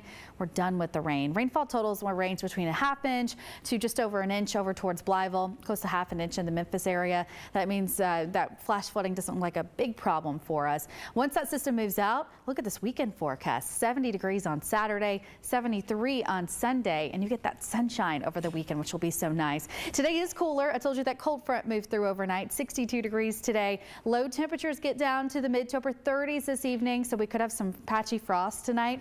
64 degrees on Wednesday, and then we're back up to the 70s on Thursday, 74 Friday. Temperatures drop slightly on Saturday with that high of 70 degrees, but we're back up to 73 Sunday and mid to upper 70s at the start of next week. Amanda Hansen back here at the Action News 5 digital desk. So March 28th is Diabetes Awareness Day. It's a day to be aware of your blood sugar, also to know the warning signs about diabetes. It's a disease that is can have such an impact on people when it comes to their mental health. And so we really want to focus on that this morning. And we're going to bring in Dr. Laura Schultz, Ambulatory Behavioral Health. She is the director of Ambulatory Behavioral Health for Methodist Le Bonheur Healthcare. Dr. Schultz, I'm sorry, that was a mouthful there. Good morning. How you doing? Good morning. I'm glad to have you on here. You know, I think this is an important topic. My dad was diagnosed with type 2 diabetes. I understand just how mentally, how emotional it was for him to get that diagnosis and all the lifestyle changes that had to go along with it. Can we talk about, you know, when someone's diagnosed with a chronic, lifelong health condition, just talk about the emotional and mental health aspects that kind of can be triggered from something like this? Sure. Diabetes and other chronic medical conditions can really be a big diagnosis for somebody to process. I think initially people start asking the questions, why me? And struggling to understand how this happened and why this happened to them. And sometimes that can feel really scary and overwhelming. And then when you think about diabetes specifically, you're right. There are tons of lifestyle changes that are necessary in order to successfully manage diabetes. People have to start thinking about not only what they eat, but when they eat and how they move and how much exercise they're getting. They're frequently having to check their blood sugars and monitor those and track them. Give medicine to themselves. Maybe it's a pill, but it could be an injection, which can also be scary for people. And when you think about how that impacts not just your day, but it actually impacts your social life, your ability to go out to restaurants, enjoy dinners at church, those sorts of things, it can feel really isolating and lonely for someone to manage that condition, especially if they're doing it on their own. And then when we think about a family that might be juggling a diagnosis of diabetes, frequently type 1 diabetes with a child, that really can be overwhelming for the entire family. The parents have to learn new ways to cook. The siblings may have to adjust to having different snacks and different food at the dinner table. Maybe the child can't actually go to the birthday parties, or they have to bring their own treats to the school luncheons or programs. And so that can also feel kind of stigmatizing and isolating as well. So it is a big condition that can have an impact on our overall mental health as well. So how can you keep those feelings in check if you're experiencing it? I think one thing to really keep in mind is the intense connection between the mind and the body. And I think we need to make sure that we're talking about that. So with diabetes specifically, it's bidirectional. When we feel bad physically, our mental health can suffer. We can experience more depression or anxiety. And then the reverse is also true. When we feel more anxious, the stress hormones that are released in our body can actually cause our blood sugar to rise and make that more difficult to manage. So first of all, we need to remember that managing our stress is an essential part of successfully managing our diabetes. And we might start by wanting to just kind of push those fears or those feelings aside, but unfortunately that can really lead to some decrease in our good health behaviors. And so talking about how you're feeling with someone that is close to you, as well as your doctor, I think can be a really great place to start. Another thing that can be helpful is just to remember this is a lifelong condition and you don't have to win the entire race right now. It's more of a marathon than a sprint. And so starting with some smaller lifestyle changes and getting some wins under your belt and seeing some success and seeing that you can do it can be a really good way to kind of start building that momentum and tackling some of those fears as well. You know, what are some of the maybe support strategies that someone can implement if they're dealing with distress? I do encourage folks to start by talking with their doctor, whether that be a primary care provider or an endocrinologist that's managing their diabetes, and let them know how they're feeling. So between 33 and 50% of individuals living with diabetes will experience something called diabetes distress during the course of managing their condition. And that is really just an emotional response to all of the things that go into managing diabetes, living with diabetes, as well as kind of the fears that can come with the potential consequences of diabetes if that's not managed well. So when you're experiencing that diabetes distress, it can get in the way of you successfully managing your diabetes. So talk with your doctor first. At Methodist, we have integrated behavioral health providers into our medical practices. So both on the adult primary care side and on the pediatric primary care side, you can ask your doctor if there's anybody that they can refer you to for some additional mental health support regarding your diabetes. And all of our behavioral health providers in those practices are especially trained to help you be able to cope with the chronic medical conditions that you're facing and the mental health things that go along with that. So start by asking your doctor and getting a referral. If you are with Methodist, we'd be happy to take care of you. And then additionally, at methodisthealth.org/diabetes, you can find classes and other resources like support groups that you can have that will help you along with your journey. That's great to know that there are those resources out there specifically from Methodist Le Bonheur Healthcare. Any kind of final message you want to leave as people recognize Diabetes Alert Day? Yes, I think the beauty of Diabetes Alert Day is it's bringing our attention to a condition that impacts so much of our community. Nationally, the CDC estimates there's over 37 million individuals who have diabetes, but about 8.5 million of those folks don't even know they have the condition, which can be really dangerous. If they're not aware, they're not able to manage it. And then even more people are living with something called pre-diabetes, which means that they're at high risk for developing diabetes in the future based on their blood sugars. And most of those folks, about 80%, don't know that they have pre-diabetes. So I think the first thing that we should take away from this, and probably the most important, is to make sure you're going to your primary care doctor for your annual exams, and make sure that at those exams, they are drawing your blood work and looking at a lab called hemoglobin A1C. That gives the doctor a good idea of what your blood sugars have looked like over the last several months and can let them know if you're at risk for developing diabetes. And once you know, then you can start making those changes and seeking the support that you need to be successful in doing so. No, for sure. And with you saying 80% of people are pre-diabetic and have no idea, I mean, that's alarming to hear that number. So like you said, getting those... 1 in 3 Americans are pre-diabetic, and 80% of those don't know. So it's not 80% of us have it and don't know. But it is a really high number, and the majority of us who are walking around pre-diabetic aren't aware, which is dangerous. Wow. Yeah, for sure. And you were saying more resources, methodist.org/diabetes, is that correct? Yes, ma'am. So methodisthealth.org/diabetes to find out about our diabetes education classes, as well as our diabetes support group. And if you are a Methodist primary care patient on the adult side or on the pediatric side, and you would like to see a behavioral health consultant that specializes in that combined treatment of mental health and chronic medical conditions and how they go together, we can help you with that too. You can call 901-567-7415 and get scheduled with a behavioral health consultant from Methodist. Well, Dr. Laura Schultz, I appreciate your time. Thank you so much for helping to get this information out there this morning. Thank you so much for having me. When it comes to cholesterol and heart health, we've heard so much about doctors and the importance of low levels of LDL, that's bad cholesterol, good levels of HDL, that's considered good cholesterol. But for one man, good wasn't good enough. And that finding could someday change how doctors treat high cholesterol. This is the subject of a Best Life report. Check this out. 41-year-old Marcus Wright eats right, and he's been active his whole life. But at age 27, after finishing a long run, Wright felt pressure in his chest. When it didn't go away, he drove himself to the hospital. And after a quick test, even the ER doctor was shocked. He was like, dude, you're having a heart attack. And I'm like, stop playing. Because I'm literally talking to you. Like, I'm not. Because my version of a heart attack is, and he said, no, you're having a heart attack and we need to admit you.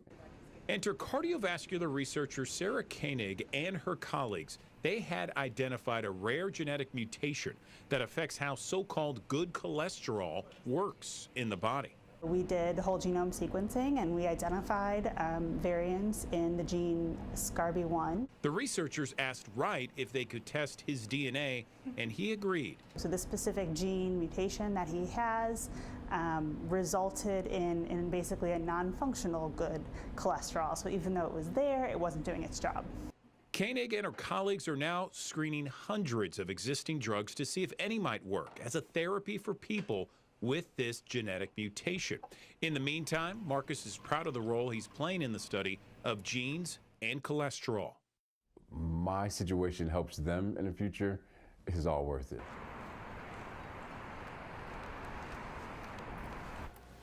Well, the concern for potential flooding starting to set in for communities along the Mississippi River has been brought on, of course, by lots of rain, warmer temperatures, which has melted snow up to our north.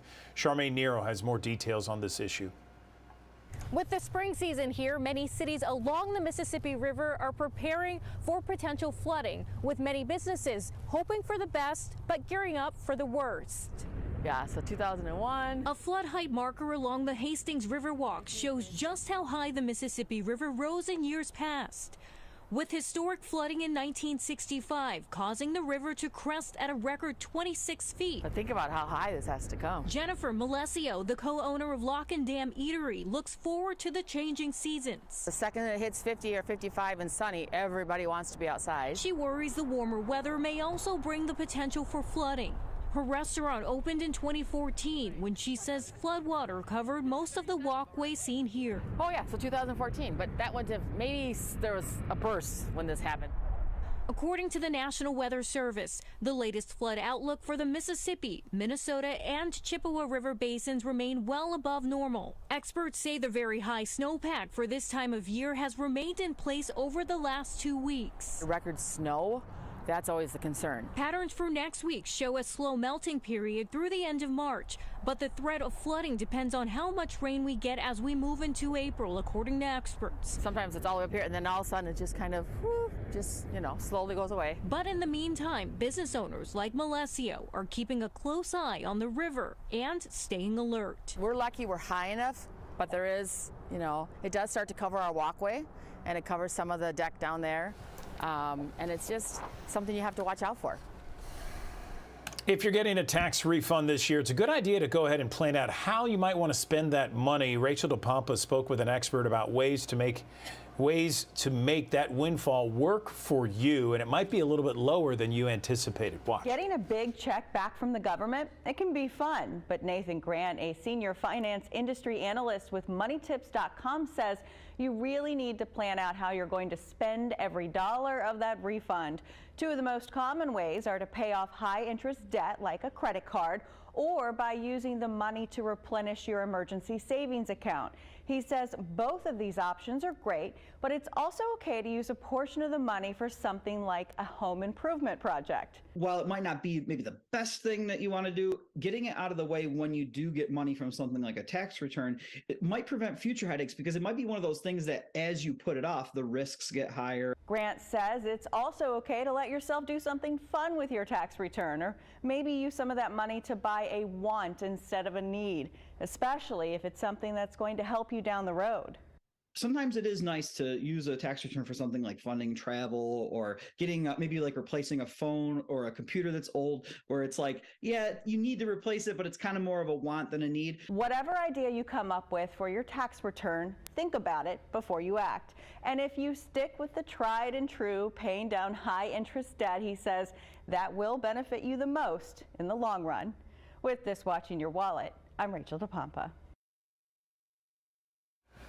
In the battle to keep our drinking water clean and safe, the EPA recently announced important new changes. Consumer Reports sounded the alarm on these dangers years ago, but what does it mean for you? Ariana Poindexter reports. EPA is proposing the first ever national standard to protect communities from PFAS in drinking water. That was Michael Reagan, administrator for the EPA, proposing its first ever legal limits on PFAS, or forever chemicals, in drinking water. The EPA's new proposed rule would require public water systems to test for and limit 6 PFAS chemicals.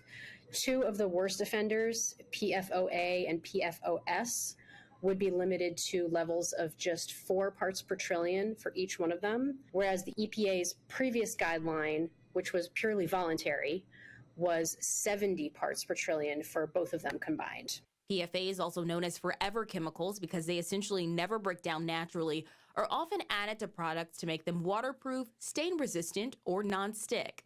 In recent years, PFAS have been linked to a growing list of health problems, including increased risk for certain cancers, liver damage, and neurodevelopmental problems. Once products containing PFAS are made, these chemicals just accumulate in the environment everywhere. They end up in our water supply, they end up in our food, and they end up in us. When the new regulation would go into effect is still unknown, but there are things you can do to limit your exposure to PFAS from other sources, like avoiding stain and water-resistant clothing and carpets, as well as using cookware that claims to be PTFE-free, such as pans with ceramic coatings. When it opened more than 100 years ago, it was called the Grand Central Station, a passenger terminal rail hub for 6 different lines. Today, it's an incredible example of how something old can become something new and magical again. Kim Clark reports on the Central Station Memphis in this 5-star story report. Central Station Memphis has anchored the corner of Main and G.E. Patterson since 1914. And served the Pacific Railroad line for many years. And there's been many incarnations of this building, but has been open and in use in Memphis since then. The station was virtually abandoned and deserted after World War II until 2019. Central Station's general manager explains. It was repurposed as a hotel.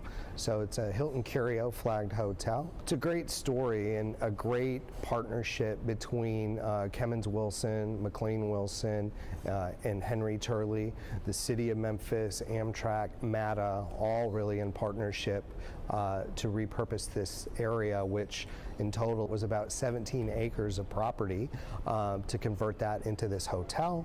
You have the Melco Theater next door and the South Bluff complex that we're adjacent to as well. Central Station Memphis is like most Hilton Curios, a unique local property transformed into new life. The Curio flag is kind of a boutique arm of the Hilton umbrella, and I think honestly this is it's like the 3rd Curio that I've worked at, but easily I think the most unique. And the local flavor that runs throughout the hotel is intentional. What we try for every day is to have a really Memphis rich experience for everyone, and that's articulated in the story of the hotel, of being the train station. From the artwork in the lobby. As you come into the hotel, this is also part of the welcome in the lobby experience. To the 8 and Sand Bar and Lounge, where guests can sip craft cocktails while listening to Memphis jams and flip through the Memphis-inspired vinyl collection. It's almost 4,000 records that all have a Memphis tie, whether it was recorded in Memphis, Memphis artist, a song about Memphis. Guests can also enjoy live DJs on an organ-turned turntable, where Memphians are known to hang out with out-of-town hotel guests. And it's a wonderful cross-section of all of Memphis, age, race, gender. It's a great to see, yeah. The walls of the 123 guest rooms with speaker-inspired mini fridges also hold custom artwork. In this case, photographs taken along Amtrak's City of New Orleans passenger line, which still stops at Central Station twice a day. What Jamie Harmon did was rode the City of New Orleans line from New Orleans to Chicago and back, and just snap photos from the train, would hop off the train, and thematically they're pretty random. But when it ties into the story and really where we've sat in the history of Memphis and being on the train line, it's like, oh, well, that's kind of cool. Even the guest floor hallways are rail inspired. Even the carpet was meant to resemble train track and a train line as well. So the tile that you see in the hallway is original tile from 1914. Although reminders of the past abound, you'll find visual surprises in the renovated meeting and event spaces too. Some of the paintings, large and small, like every corner would be another kind of point of discovery, kind of using it as a big backdrop for a gallery and forgetting that you were even once kind of in a train station. Take a trip to the hotel's ground floor and you'll find the French Brassiere Bishop. And the service is fabulous. From superstar chefs Andy Ticer and Mike Hudman, featuring Southern French fare served for breakfast, lunch, or dinner. You can even order it to your room. We really want to be Memphis's living room, to come explore, work, travel, rest, eat, sleep, just all of it. We really want to be an active participant and really hub of all great things culturally and travel in the city of Memphis. Central Station, Memphis, transforming our past into the future. Another reason we love calling this place home.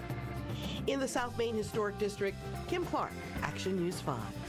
Morning, everyone. Andrew Douglas here in the Action News 5 digital desk. Caring for a loved one with a disability or with special needs certainly is rewarding, but it also comes with great personal sacrifice. That's according to the latest Fidelity Investments study. And let's talk about ways to keep your head above water during a challenging and difficult time. We have Stacy Watson now, who is joining us. She is the Senior Vice President of Life Events Planning at Fidelity Investments.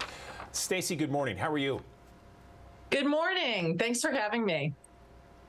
I appreciate you being here. So how do we keep our head above water? I mean, caregiving is so difficult. It's so challenging for someone who doesn't have special needs or who doesn't have a disability. What's the best method or mind space you can be in when those challenging occurrences happen? Yeah, well, you know, it's funny. In our survey, we actually asked caregivers for their tips, and they gave us 3 things. They said, first of all, don't go it alone. Caregivers are often reluctant to ask for help, but they said to assign family members specific roles, including someone who can stand in for you when you need a break.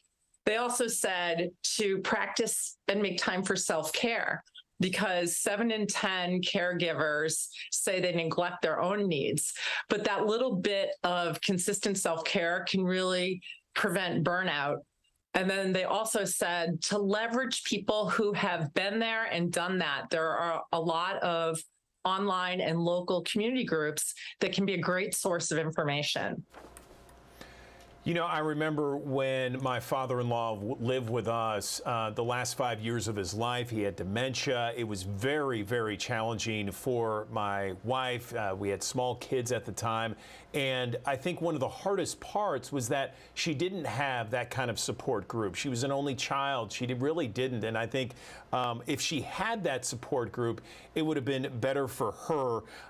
What about the misconceptions out there for future caregivers who learn the hard way when it comes to caregiving? Yeah, well, first of all, I'm sorry to hear about that. It can be so challenging, and sounds like you know that all too well. The biggest misconception that people have is that time is on your side, because 2/3 of future caregivers think that they'll have at least 3 years to prepare. But current caregivers tell us that they had little to no notice. And I know for me, that was the case when my dad died. I took over as guardian for my brother who has schizophrenia, and I was definitely playing catch up. So if you know that you're going to be a caregiver in the future, the time to plan is really now. And you can do things like start building your support network or developing a family communication plan, or even looking into available government benefits and resources. I know that Fidelity Investments did this American Caregivers study. What are some of the top concerns that caregivers have out of this study? Well, the biggest concern is what happens when I'm no longer able to care for my loved one? And it's worrisome because it really feels like it's out of your control. And at Fidelity, we help families with this all day, every day. And we always stress the value of creating a plan, because that's the way to actually make sure that your wishes are known. And that brings peace of mind. And that includes everything like identifying your future care team and even figuring out a financial strategy for their future. We have lots of resources and helpful checklists available at fidelity.com/special needs planning.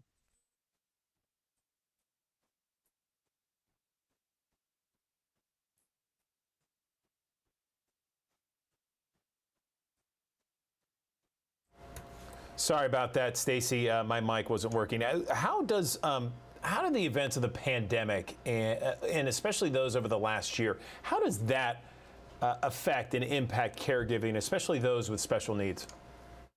Well, the pandemic did make some challenges easier, like work flexibility, but then it intensified others. And caregivers tell us that they feel even more isolated now, and 24% don't see that ending anytime soon. And the job is just, it's so hard already. And as we say, the caregivers often are reluctant to ask for help. But my message is that asking for help is a sign of strength, not weakness. And the other thing I would say is that if you know someone who is a caregiver, proactively help them. Run an errand, drop off groceries. Don't ask, just do, because simple acts can really make a big impact. Where's the best place to find support groups? Is it Facebook groups? Is there other, nonprofits out there that can help caregivers just have that support? There are a lot of groups out there. Yes, Facebook groups, local groups, community groups. And we actually have curated a list of different kinds of groups that you can access at fidelity.com/special needs planning. Gotcha. Okay. Any other tips and useful ways, great ideas on caregivers to help them maybe lessen some of the stress out there? The other thing I would say is that if you do have an employer, check with your employer about any benefits that they may have to offer. There's so many Americans now that are taking care of loved ones, and a lot of employers know that and are looking to help out, either to find resources or to make accommodations. So that's a good place to start. Great. And where can people get more information on caregiving and just to get help? I think you mentioned the address. Yes, visit fidelity.com/special needs planning. Okay, Stacey Watson, Senior VP Life Events Planning at Fidelity Investments. Thank you so much. I really think that this helps a lot of our viewers out there just kind of know that they're not alone and know that there's resources out there to help. We appreciate your time. Thanks for having me.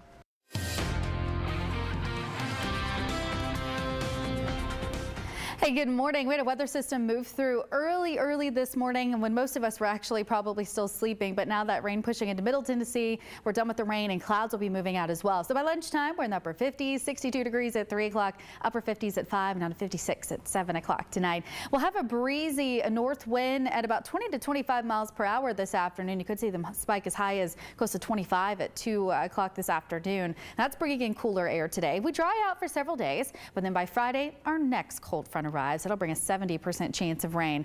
Right now, we are outlined for the potential with a medium threat for severe weather in our area on Friday night, something that we're monitoring. What I'm looking at right now, though, is a low potential as we get through the day on Friday, and that's because we have rain in the morning and afternoon. This is noon on Friday. That will decrease that instability. Now, I'm still not ruling out a thunderstorm with some damaging wind gusts, but that won't happen until around 5 o'clock. Going 5 o'clock through around midnight, we'll still have some thunderstorms lingering around along that front, but then after that we dry out. So thankfully by Saturday morning we're done with the rain. Rainfall totals will range between a ½ inch to just over an inch over towards Blytheville, close to ½ inch in the Memphis area. That means that flash flooding doesn't look like a big problem for us. Once that system moves out, look at this weekend forecast. 70 degrees on Saturday, 73 on Sunday, and you get that sunshine over the weekend, which will be so nice. Today is cooler. I told you that cold front moved through overnight. 62 degrees today. Low temperatures get down to the mid to upper 30s this evening, so we could have some patchy frost tonight.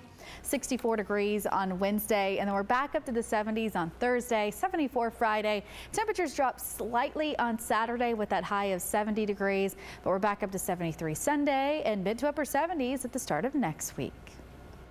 Shelby County Clerk Wanda Halpert wants to clear the air with county commissioners. She's requesting a public presentation to show her office is being run efficiently. Clerk Halpert was given until last Friday to secure a new location as the lease at Poplar Plaza expired. However, she says she needs 2 spaces to accommodate all the work. No word on if that public presentation will happen at tomorrow's County Commission meeting. We're nearing testing time for Memphis Shelby County Schools. District leaders are working with parents to help them understand what's at stake. They're hosting data nights at select schools to help parents better understand their child's academic profile, upcoming assessments, and district supports. It's all this week meant to help parents get on the same page about literacy struggles with their child. I'm always concerned that we want to make sure that we put our best foot forward. I think that we have prepared our students. I think that we've engaged them in tutoring. We've engaged them in Tier 1 instruction. We've tried to make sure that we have included the academic period where we focus on with students with intervention. Tennessee state law requires third grade students who do not score proficient or better on the ELA portion of the TCAP to either repeat the grade or attend Summer Learning Academy. Well, doctors say insurance companies are effectively practicing medicine by deciding what gets covered and when, but those same companies are not being held to the same standards. And patients have few options to fight back if delays affect their health, even if they go to court. Here is Lee Zurich with permission to practice. Frustrating now. At the time, the anger was, I can't even explain it.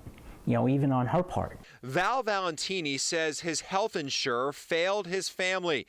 A few years ago, the former New York City police officer's wife, Kathleen, was suffering from hip pain, and doctors wanted an MRI to investigate a suspicious mass that turned up in an X-ray, but insurance denied the request. So her doctor told her, I want you to get an MRI because I feel like this is what you need. And then the insurer, who never saw her, said, no, you're not getting an MRI. That's exactly it. It took 6 weeks of appeals, but she finally got the MRI, which confirmed bone cancer. But doctors said the delay in diagnosis meant instead of chemotherapy, Kathleen needed a significant amputation first. She suffered for no reason. In November of 2020, she lost her battle. They failed her so miserably, and from beginning to end. Kathleen's MRI needed approval to be covered in a process called prior authorization, which is when doctors submit a request to the insurance plan and it decides if it will provide coverage, often based on whether the company thinks the test or treatment is necessary. Justin Williams worked for a major health insurance company for almost a decade. His team processing electronic faxes of requests from doctors as they came in. So every one of those faxes coming in would be someone's hospitalization, somebody's medical equipment, somebody's treatment. Williams says over time, bosses pushed his team to focus on new and different duties. The queue of unprocessed fax requests backed up into the thousands, often pushing each prior authorization to the maximum amount of time. It basically became clear to me that the primary function of the insurance company was not so much getting things done in a timely fashion. Part of what makes the process so hard to navigate for providers and patients, not all insurers have the same rules. In our analysis of nearly 100 policies, prior authorization requirements for the same service varied company to company and sometimes state to state. We tried to interview representatives from the insurance industry for this story. A political advocacy association representing health insurers refused to make someone available. But in 2018 testimony to Congress, the group says prior authorization has been effective in addressing overuse and misuse of tests and procedures. With prior authorization, our members analyze whether a treatment is safe and effective for a particular patient based on the best available clinical evidence. By making these decisions, people like Val Valentini and his attorney allege insurance companies are actually practicing medicine. The family even tried to sue their insurer for medical malpractice. But the case got dismissed because in New York, as in most states, there are no laws holding insurance companies to the same standard as doctors. What they're doing is disgusting, and it's getting worse and worse, it seems.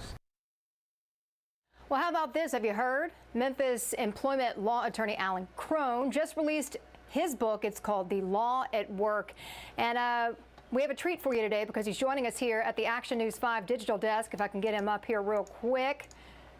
Alan, there you are. I'm glad to have you on to talk more about this. How you doing this morning? Doing great. Thanks for having me on. Yeah, I'm glad to be talking with you. This is super exciting for you, I know, coming out with this book. And so could you kind of tell us a little bit of insight, what led you to write this book, for starters, and then what it's about?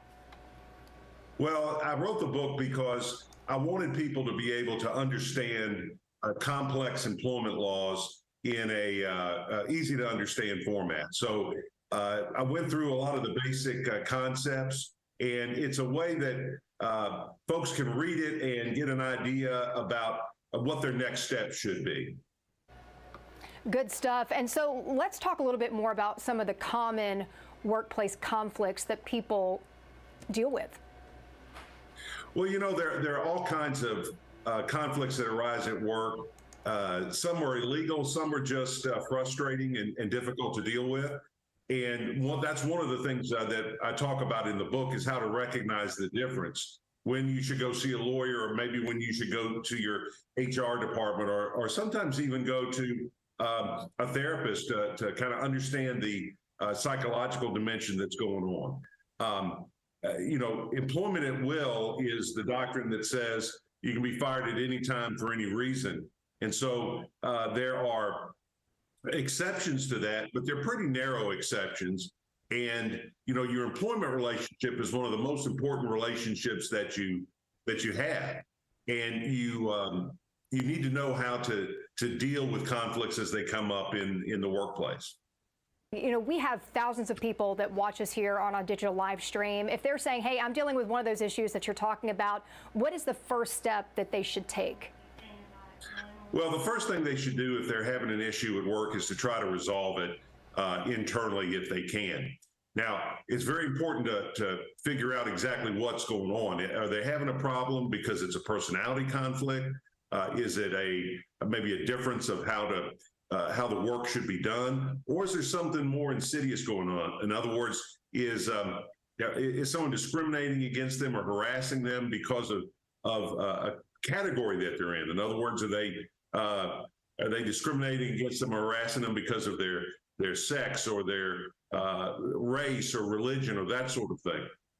If you really think that's going on, that's very, very serious. And so you may want to talk to an employment lawyer, or you want to go to your HR and you want to be very, very specific about what you think is going on. In other words, if you think someone is discriminating against you or harassing you because you're a woman or because you're Black or because you're not from this country, you need to tell HR that very, very specifically. A lot of people I have found kind of dance around that. They don't want to be that person. They don't want to play that card. But if that's what's really going on, you owe it to the company to alert them that it's going on, and you owe it to yourself, because if you don't make that clear at the very beginning, then the company won't know how to treat it seriously, and they may just treat it as a personality conflict. And in that situation, neither you nor the other person have any rights. So I think that's the first thing, is naming what you've got going on, and don't be timid about it. The only way the company can correct it is if you go to them and tell them what's going on. And I think one big thing too is having documentation. So going and reporting those sort of things, it's important to be able to have that as well. You're hearing a lot about layoffs. There's so much uncertainty right now. We recently had that deal with American Car Center here, where like nearly 300 employees just were without a job. What types of questions should employees be asking during a layoff meeting? Should they be signing some sort of severance agreement if one is presented? Can you talk more about that? Sure, that's a great question. And there are three important things to understand about that and to do if you're brought into a meeting and it's clear that you're going to be laid off or fired. The first thing is talk less and listen more. Listen to what they have to say. If you can write down notes of the conversation, that's good. Don't argue with them.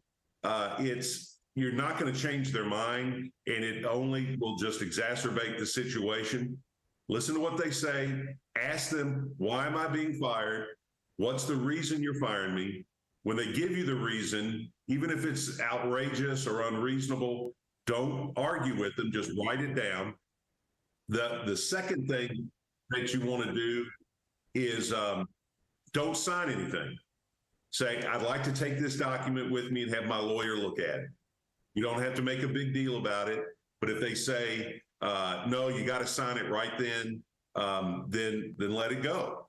And then go see a lawyer. Your lawyer can get a copy of that agreement, and it's not going to go off the table just because you walk out of the room. If that's the case, then it probably wasn't a good deal for you to begin with.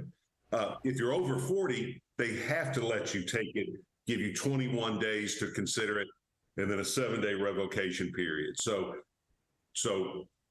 don't say as little as possible.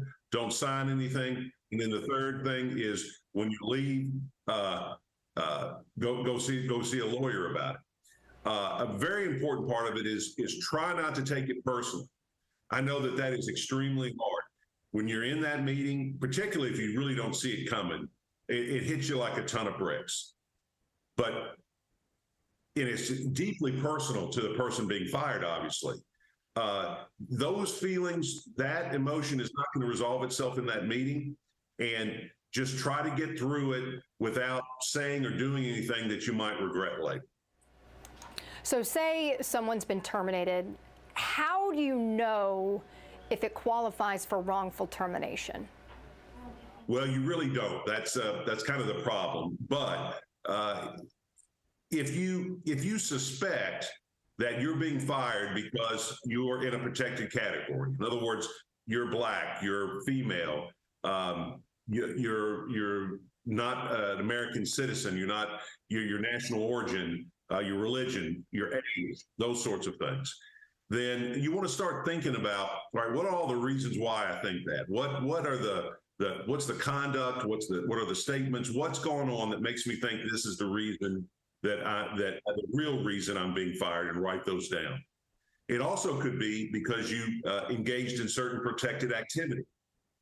Maybe you made a complaint about discrimination or harassment. Maybe you made an OSHA complaint about safety conditions or financial improprieties or any number of things.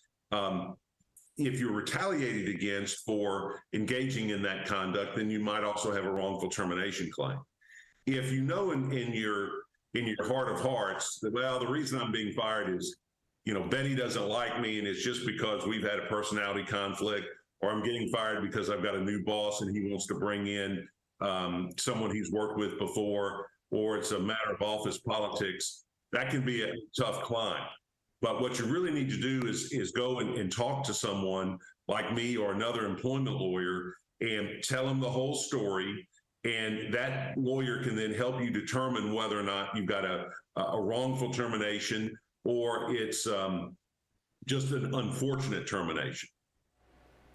So how does one know if an issue they're experiencing in the workplace rises to the level of officially being discrimination or harassment? Is there a line, or what can you say about that?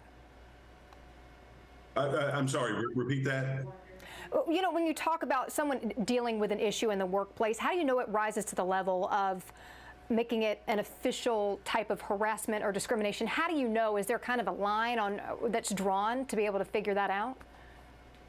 Well, I think the first line is if the conduct or treatment is making it difficult for you to do your job, it's impairing your ability to work, or you've been demoted or you've been transferred and you feel like it's wrong, then you need to go and go to HR or go to your boss and make a record of it. It's very difficult to do because people are concerned about retaliation. They say, well, if I complain, I'm going to lose my job. And I always say, yeah, you have a claim for wrongful termination, perhaps at that point. But most people would rather have a bad job than a great lawsuit, because the former puts food on the table today. And so a lot of people are very intimidated by it. And so if you're in an environment, if you're in a workplace where you don't feel comfortable expressing your opinion, particularly if you think it's sexual harassment or racial harassment, or you're being put in a bad place because of what you are, not who you are, then you need to start looking for another job. because that's it. That environment is not going to get better. And the best thing you can do is separate yourself from that. I call it employment inertia. People will put up with terrible conditions like that because they fear change. And oftentimes the best thing that at the end of the day, sometimes the best thing an employer like that can do to you is fire you and free you up to go pursue some happiness somewhere else. So, I think it's your question is, how do you know? The problem is you don't know. And I think if you've got a good relationship with a supervisor or a coworker or an HR person, go talk to them. But when you talk to the company officially, either confirm it in an email or do it in an email so that you've got a written record of it. And that's probably one of the biggest impediments to having a good case. People will come to me and they've made complaints, but they can prove it by saying they did it, but then it becomes their word against their supervisors. Mm-hmm. So if it's that bad, you need to put it in writing. And again, you need to label it. You need to say, Frank is discriminating against me because I'm a woman, and here are the reasons I believe that, and set it all out in the email. That's probably the biggest thing that you can do. For sure. Well, this is a lot of good information, and I love that your book, The Law at Work, really kind of explains it in a way that's easy for people to understand. I know you have a book signing coming up this weekend. Tell us about it. That's right. We're going to be at Novel on Saturday at 2 o'clock, and we're going to read. I'll read some passages from the book and be able to sign the book and talk to folks about employment. Come on out, because it sounds, anytime you talk about law, people's eyes kind of glaze over a little bit. But this is real life. There are lots of things in the law that may be boring and may not have applicability to people's ordinary lives, but people have problems at work every single day. It's maybe small problems, but those small problems can get big. So it's a good opportunity for folks, and I'd love to see everybody at Novel, 2 o'clock on Saturday. Well, Alan, congrats with the book. I know that Saturday, I'm sure there will be a lot of people out there. They do a lot of those book signings, and Novel is such a popular place for people to go. And I love that they have a lot of local authors in there that they highlight as well. So congratulations. I appreciate your time today. Thank you very much. Thanks for having me on, and have a great day. Amanda Hansen back here at the Action News 5 Digital Desk. Every parent wants their kids to be able to build genuine friendships and meaningful connections. But how exactly can parents help develop their children's friendship-making skills? So joining us now to talk more about this, we have Kristen and Derek Lee joining us. They are the authors behind Brunder's books, Building Emotional Intelligence for Children. Good morning. How y'all doing? Good morning. Good morning. Thank you for having us. How are you doing? I'm doing really well. I'm glad to have y'all on here. I guess let's just dive right in and just talk about what type of advice. First off, let's talk a little bit about the books that you write. The Brunder's books. Tell us more about it. Sure. So it's a series that we developed focused on building emotional intelligence in kids as early as possible, so that they can kind of grow through life having this good sense of self-awareness, awareness of others and their feelings, and they can really build empathy as early on in life so that they can develop really good, critical, sound relationships throughout their childhood years, teenage years, and into their working 20s and adulthood. Can we talk a little bit about what advice you would give parents when it comes to this sort of thing? Because a lot of them might not even think it's something they need to consider. Absolutely. And we work with a lot of teachers all the time who have the book series. So we're very embedded in the schools and kind of understanding what the issues are right now. COVID obviously did a number on all the kids, but one thing we keep hearing is there's a couple issues. A lot of lack of respect in the classroom, but also an inability for kids to really regulate big emotions that they have. And so what we wanted to do is give kids this character that they can relate to, that Derek developed. He's brighter as the bear. You might see him back there. But we wanted kids to know that they're not alone in these situations, that they have somebody they can look up to. They can watch how things play out. But how important during their journey of friendships, it is to just be kind to others. So, of course, we all know that that's the nice thing to do. But I think a lot of the issues, we kind of really peel away the layers when you deal with friendship issues at kids at a young age. There's oftentimes a insecurity sort of issue that will play out in the forms of like clickiness in schools, bullying, of course. But it really comes back to this insecurity. And if you were to peel that layer away, you actually it really kind of comes down to like the mindset of what is the expectation of the child as they're going into that social situation. Is it, hi, I want you to be my friend, or my expectation is you're going to like what I like, or you're going to be interested in what I'm interested in. And if you're not, we're not friends. And if you are, we are. But I really think if you change the way that you look at others, that you approach situations, to instead approach with this servant leadership, this, how can I pay you a compliment today? How can I make you feel good? Encourage your kids to go to school and say something nice to another child. Tell the little girl down the table that you love her bow. Just make it your goal to make other kids smile.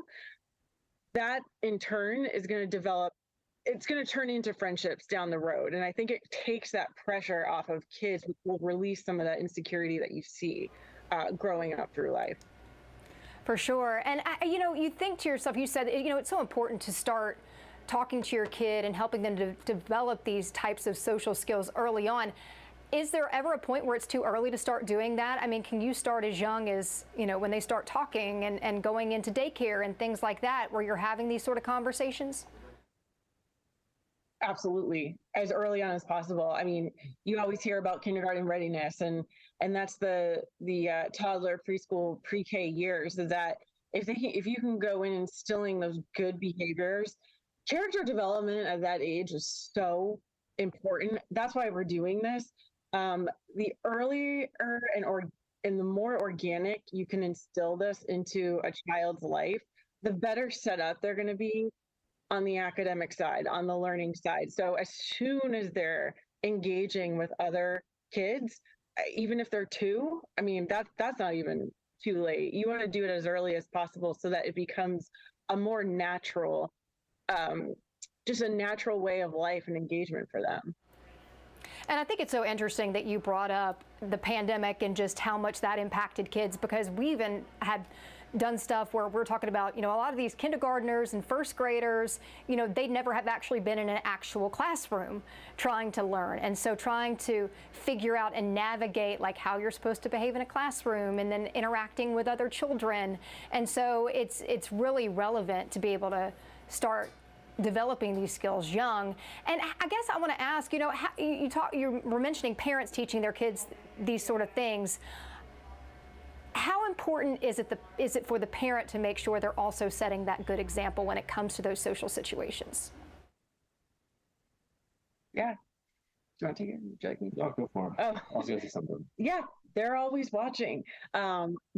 Always. And so kids will do, they'll model their behaviors, they'll mirror what you're doing. So, being able to regulate your emotions in front of kids is absolutely critical. They won't even understand that that's something that they need to do if their parents aren't doing it. And so when we created the Brothers books, that's what we wanted to give. Parents, it's tough.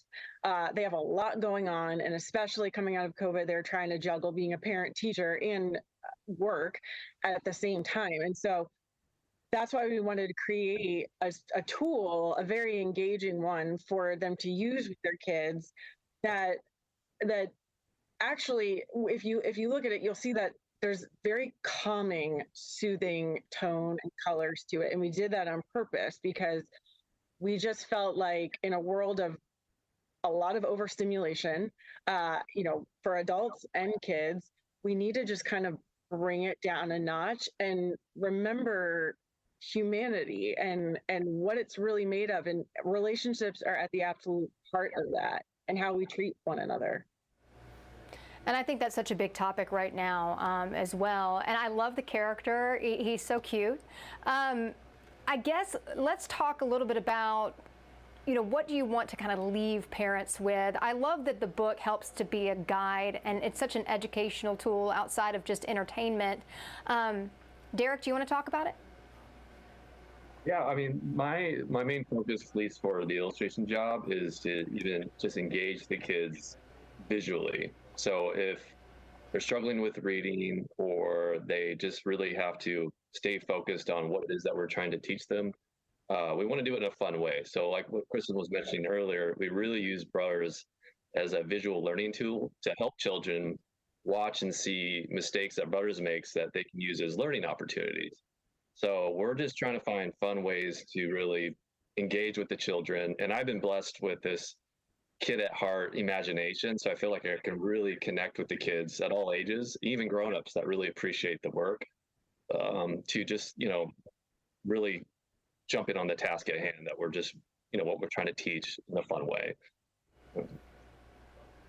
Good stuff. I love it. And I remember when I was a kid, the pictures really, it was something that helped to keep me engaged with the books when my parents were reading them and that sort of thing. This is great. This is awesome. I appreciate both of you, Kristen, Derek, joining us here on the Action News 5 Digital Desk, talking about this great topic for parents and just the importance of learning these skills so young. I appreciate it. Thank you so much for having us. Appreciate it. All right, Andrew Douglas here in the Action News 5 Digital Desk. I want to show you the cover of the latest edition of the Memphis Flyer, out in newsstands now, taking care of beerness. All right, that is the cover there, but we're going to be talking about a couple of other stories that are chock full in the Memphis Flyer. And we all know when you get in the Memphis Flyer, there are all kinds of articles that you can peruse and look at, read more. Of course, memphisflyer.com. You can read them at your desktop or your computer or your phone. I'm joined now by someone who's never been on the digital desk before. We got Kaylin Johnson, a reporter for the Memphis Flyer, joining us for the first time. Kaylin, it's good to meet you. How are you? I'm good. How are you? Good, good. Thanks for coming on the digital desk for us this morning. I see that you have two stories out this week worthy of attention. Tell me about the STD rates here in Memphis. Some surprising news for some people out there. Other people might not be surprised. Most definitely. So Interbody.com did a study, and it shows that Memphis, Tennessee was ranked #1 with the highest STD rates out of 100 cities in the United States. And I thought this was fairly interesting because for a long time, I believe Jackson, Mississippi was #1, so Memphis has overtaken that spot. And I also thought it was worth mentioning that this was during the time when it was really heavy in the news that HIV funding would actually be cut from the state of Tennessee.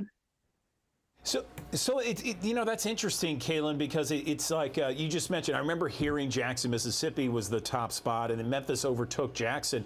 Did it explain why the factors were had Memphis overtaking Jackson? Was there something that we're missing here on what we did specifically or didn't do?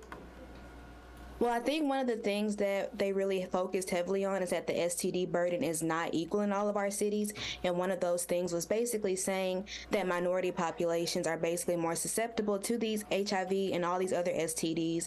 And when I talked to Krista Wright of The Haven, one of the things that she really focused heavily on was that one of the misconceptions about HIV and other STDs is that it's predominantly African American, and that is by behavior. But she also explained that that's simply not true. Most of the time it's due to lack of resources and accessibility. Okay, and you can read more about this article here in the Memphis Flyer, STD capital of the country, Memphis, Tennessee. You have another article here, Kaylin, calling, it's about drag. It's called Rage on the Stage. Tell me more about that. Yes, so as of now, the House and Governor Bill Lee decided to sign into a bill basically that restricts drag performances from happening in public spaces or basically anywhere where a child could be seen basically can see these drag performances. And so one of the things that I really found interesting in my drag coverage in the past and in talking to other drag performers was that one thing that they really hold symbolic to them are bricks. And it's not a violent meaning, or when they choose to use a brick in their performances, it's not actually like anger involved in it. It's actually paying homage to the Stonewall riots, which a lot of people give credit to giving to the gay rights movement. And you'll start to see that history is kind of repeating itself. And actually Memphis in the past has had pageants that pay homage to the Stonewall riots because there was a time when drag performers were not allowed to even go out in public. So to kind of see that history repeat itself, I thought that was a really good starting point, and that these performers wanted to, I guess, voice their rage in an artistic way to not only give them the space to voice what's going on, but other people in the community as well. Yeah, I learned something with your article, Kaylin. I had no idea that the brick was that kind of symbol, and it's kind of making a comeback there. Tell me more about yourself. Since this is the first time we're interviewing you, tell me about yourself. Are you a Memphian, native Memphian? Where'd you grow up? So I'm originally from South Haven, Mississippi. However, I did receive my bachelor's degree from the University of Tennessee in Knoxville. So I'm a Tennessean at heart. Okay, excellent. Well, listen, we appreciate you coming on the Action News 5 digital desk, and really appreciate your work here with the Memphis Flyer, taking care of beerness. This is on newsstands now. Of course, you can read more of Kaylin's work there at Memphis Flyer and memphisflyer.com. We appreciate your time once again. Thanks very much. Yes, thank you. So let's switch gears right now and let's talk about seasonal allergies. Do you get it in the fall and spring? I certainly do. I think actually the spring is worse for me. Well, just like humans, dogs can suffer from seasonal allergies as well. They have all kinds of signs that can kind of give you a hint that they're dealing with it. Scratching, chewing, licking. It can be rough on dogs. Get it? Rough? Rough on dogs? All right, let's talk more about this before I get booed out there. I got Dr. Dana Liska. She's a veterinary dermatology specialist at Zoetis. Is that right, doctor? You have it right, Andrew. Good, good. Well, listen, I appreciate you joining us. Tell us what exactly what kind of seasonal allergies that dogs have, and what are their triggers? Absolutely. You know, you really created a great introduction saying that you suffer from allergies in the fall and the spring. And I imagine that you are sneezing, sniffling, maybe itchy eyes. Yeah, absolutely. Yeah. So think about those same things can happen in my patients seasonally. But what they do is they show their allergies most oftentimes in their skin. And what that usually looks like in the beginning is that they're itchy in their skin. Left untreated, we could get to some bigger problems like secondary infections and hair loss. I was going to say, it'd be interesting to kind of see in terms of what happens to dogs when things are left untreated. And I understand there's some skin allergies involved too when it comes to seasonal allergies. Can you explain a little bit about that? Yeah, if we're talking specifically about seasonal allergies, I think of those as being the things in the environment that cause that itch and inflammation in the dog skin. And I think your viewers will appreciate this and it will resonate with them because it is the same thing. It's the pollens outside. It's the weeds, the trees, the grasses, the molds, house dust mite. Those are all things that go into causing that seasonal allergy. So let's talk now about the signs that dog owners should be looking for, especially this time of year over the next 3 weeks, to see if their dog is one of those that suffer from seasonal allergies.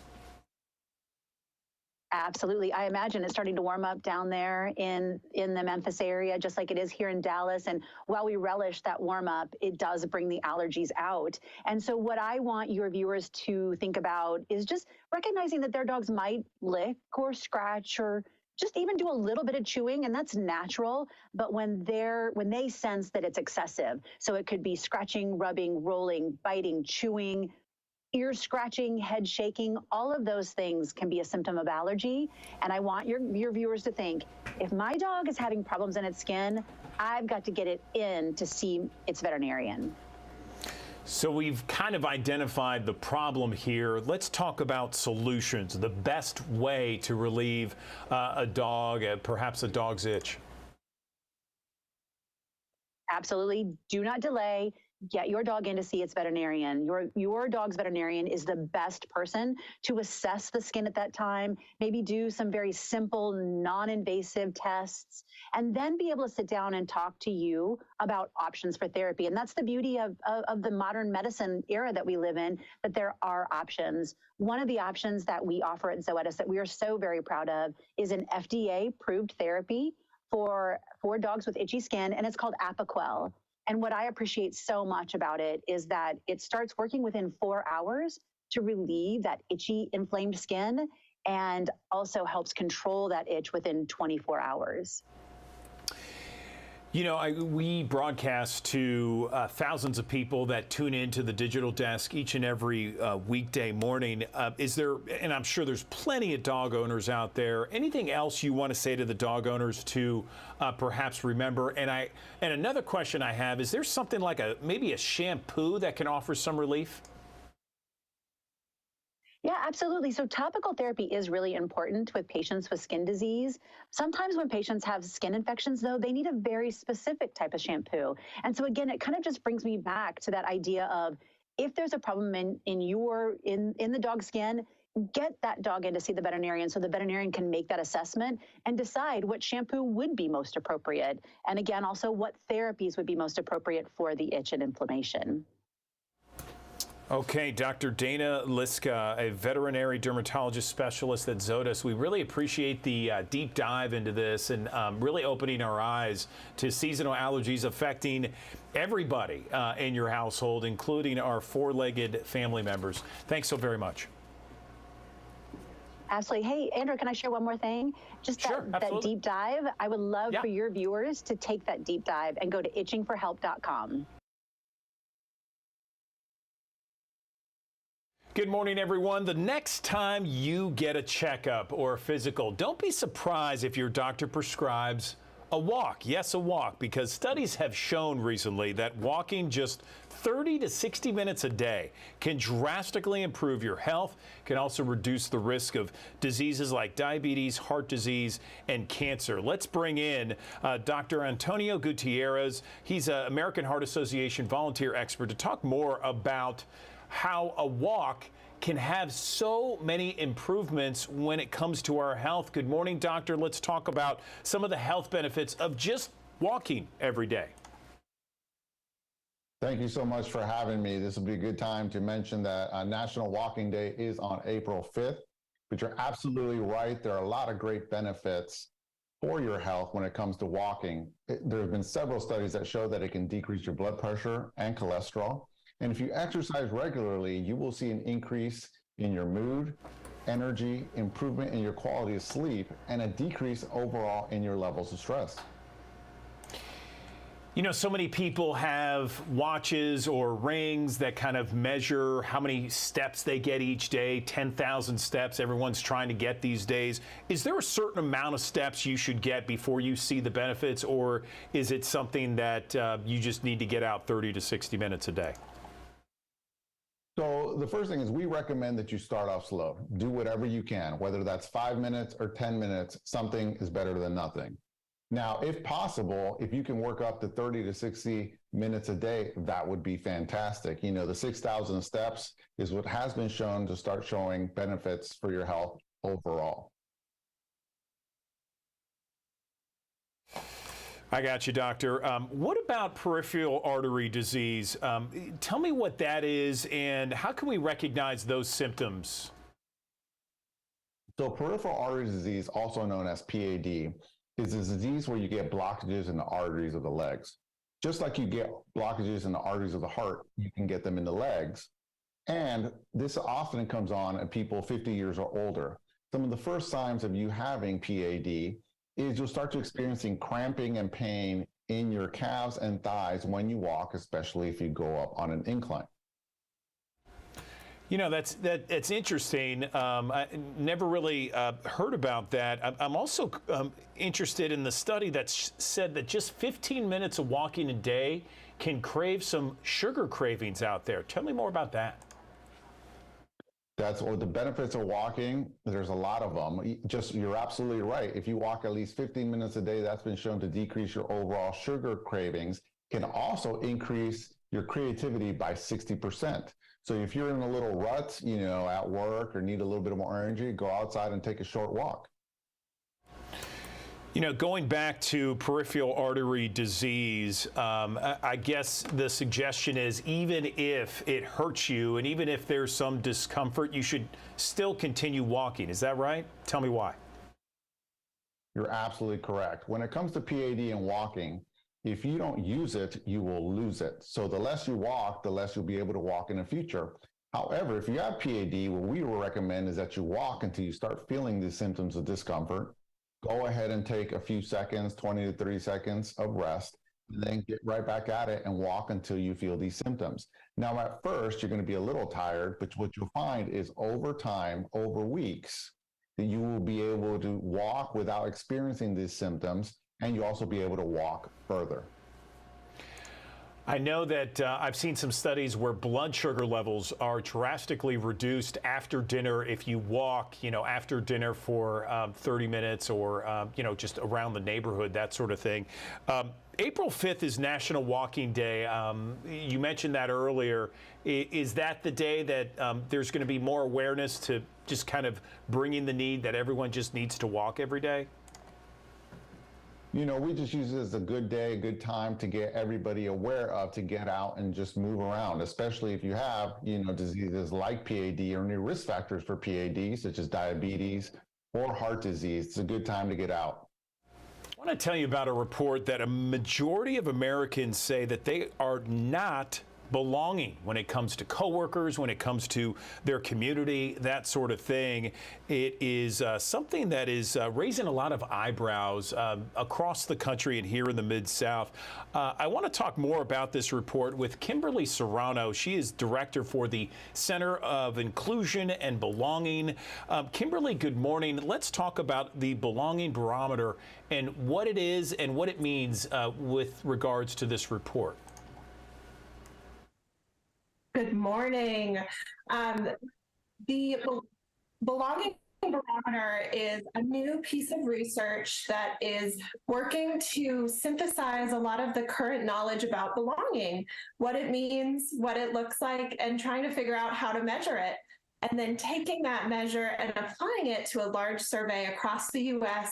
to take a pulse on the state of belonging in this country.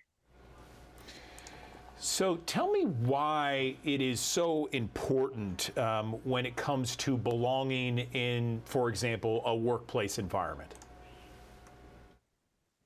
So belonging is incredibly important because it's actually a basic human need. It's something that our brains as human beings are wired for. And it's also something that when we see folks report high belonging, it also correlates with all sorts of other positive life outcomes like better health, less stress, less loneliness, greater social connection. And the workplace is a really important place in which to be fostering and building belonging. Because it is, you know, we see high belonging in workplaces, we see folks being able to stay in their jobs longer, greater job retention, greater innovation, and ultimately a higher willingness to recommend their jobs to others.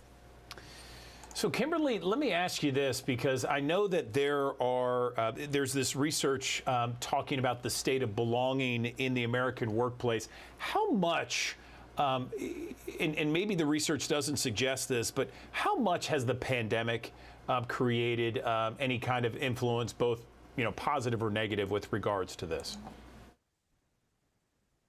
So, you know, certainly our research doesn't give us insight into the exact impacts of the pandemic on workplace belonging, but there's a lot of research showing us that the pandemic certainly changed how people are working, and increasingly being able to build belonging in a workplace can be super critical for innovation and job retention, and being able to make sure that employees feel like they have a space where they can feel psychologically safe, so they can feel like they can contribute and support the outcomes of the workplace. And certainly with the pandemic, workplaces are changing substantially, and there's a lot of really good innovations that employers are figuring out across the country in terms of how to build that belonging. I gotcha. And so let's talk now about ways employers and businesses, what they can do to build this workplace belonging that's so key and so important. I know that if anyone, if workers out there are like me, you spend a majority of the time at work with your work family, sometimes more than your real family. Absolutely. And, and in addition to spending a lot of time in the workplace, it's also, it's an important place where people are actually coming together across lines of difference. It's actually one of the greatest sites of diversity that we see. And so, we're seeing employers doing important things like creating employee resource groups. So creating space within an organization, whether that's a large organization like FedEx or a small organization like the local mom and pop restaurant on the corner, being able to create some opportunity for employees to share and express their perspectives and listen to those perspectives.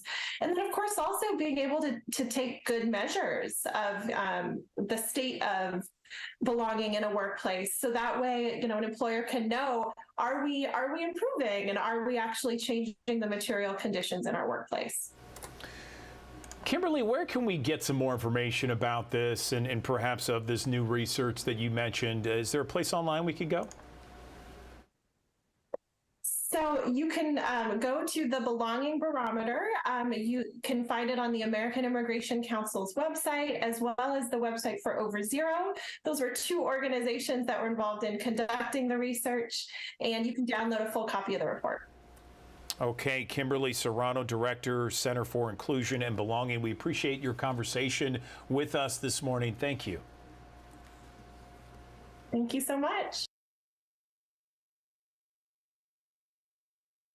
After 25 years, Chicago is still the one musical with everything that makes Broadway shimmy shake, a universal tale of fame, fortune, and all that jazz, with one show-stopping song after another and the most astonishing dancing you've ever seen. And guess what? It is coming back to the Orpheum next week, and we are so excited to welcome James Vessel. He is part of the ensemble, and he was also a Memphian for a short period of time, worked at Ballet Memphis for a while when he was here in Memphis. He joins us now at the digital desk.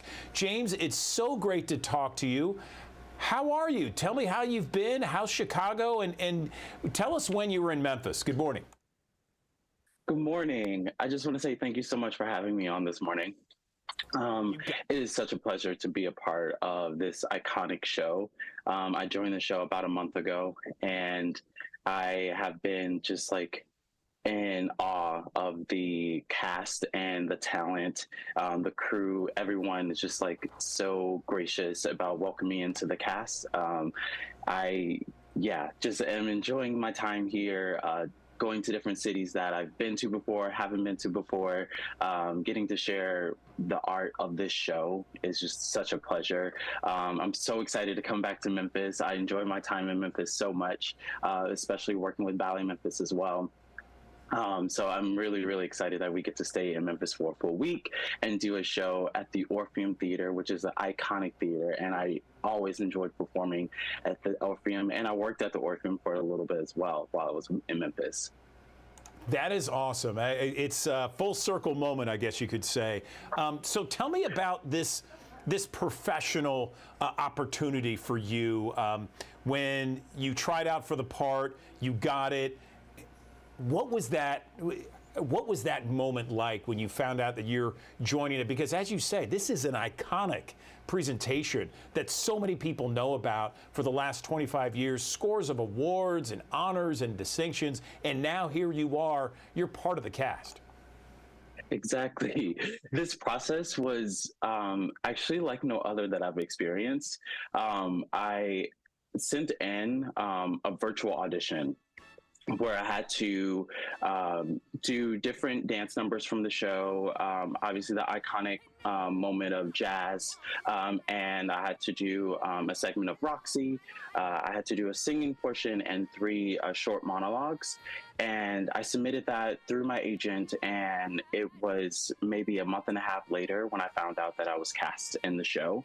And I received the email saying that I was cast with a contract and was told, hey, you have a week to join us on tour.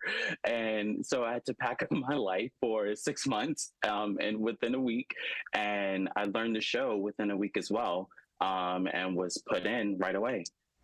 So it's just been an amazing experience.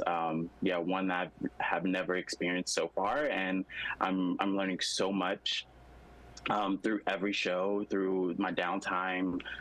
There's always things that I'm still learning about the show and more further development and the characters that I'm playing and the role that I'm in for this entire segment of the show.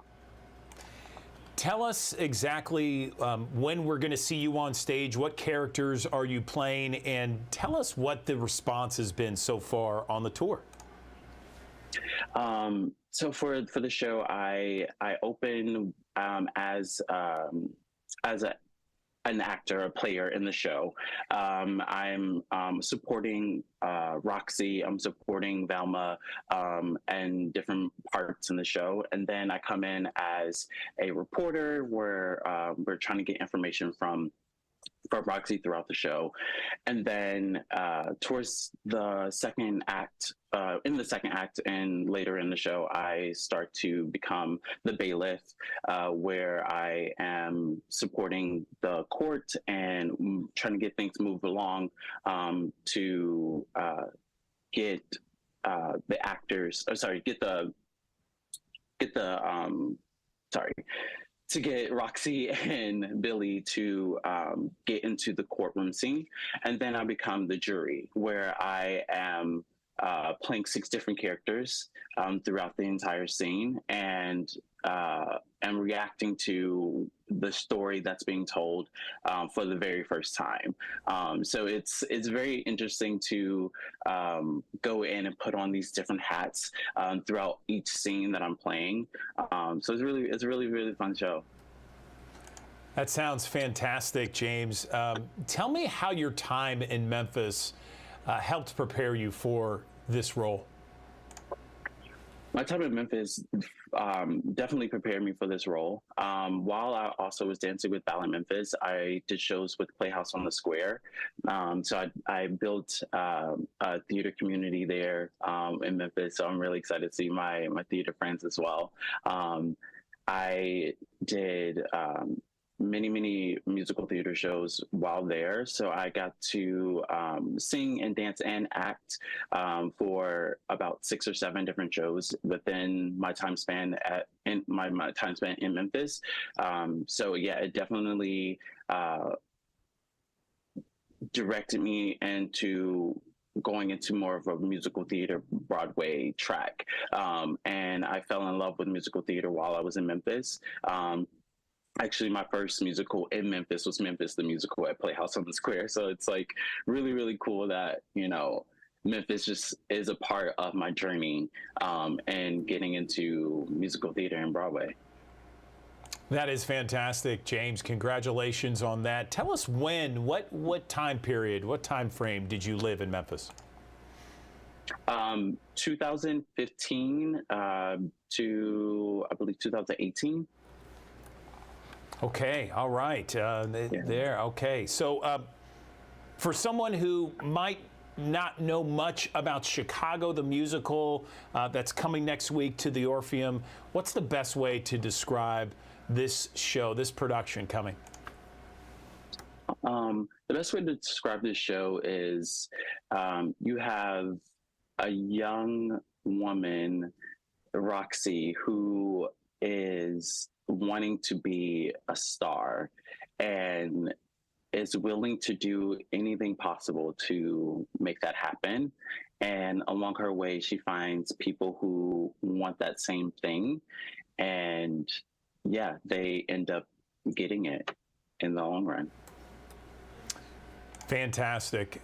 What's the first thing you're going to do when you have some downtime in Memphis? Definitely get barbecue. Going to Central Barbecue. All right. So well, James, really appreciate your time this morning. Thanks so very much. And best of luck. Congratulations to you and your professional career. It's great to see you're doing so well. And looking forward to having you return to Memphis later. Awesome. Thank you so much. In April. Yes, absolutely. Take care of yourself. Good stuff. All right, that does it for us here in the Action News 5 Digital Desk. We have Action News 5 Midday coming up at the top of the hour with Ariana Poindexter. We will have the latest information on the investigation into that Nashville shooting that took place yesterday. We'll also have more on the forecast. The forecast is expected to include some frost this evening. Yes, it's going to dip down, cold temperatures. And again, of course, you can join us tomorrow morning for another edition of the Digital Desk beginning at 8 o'clock. We'll see you then.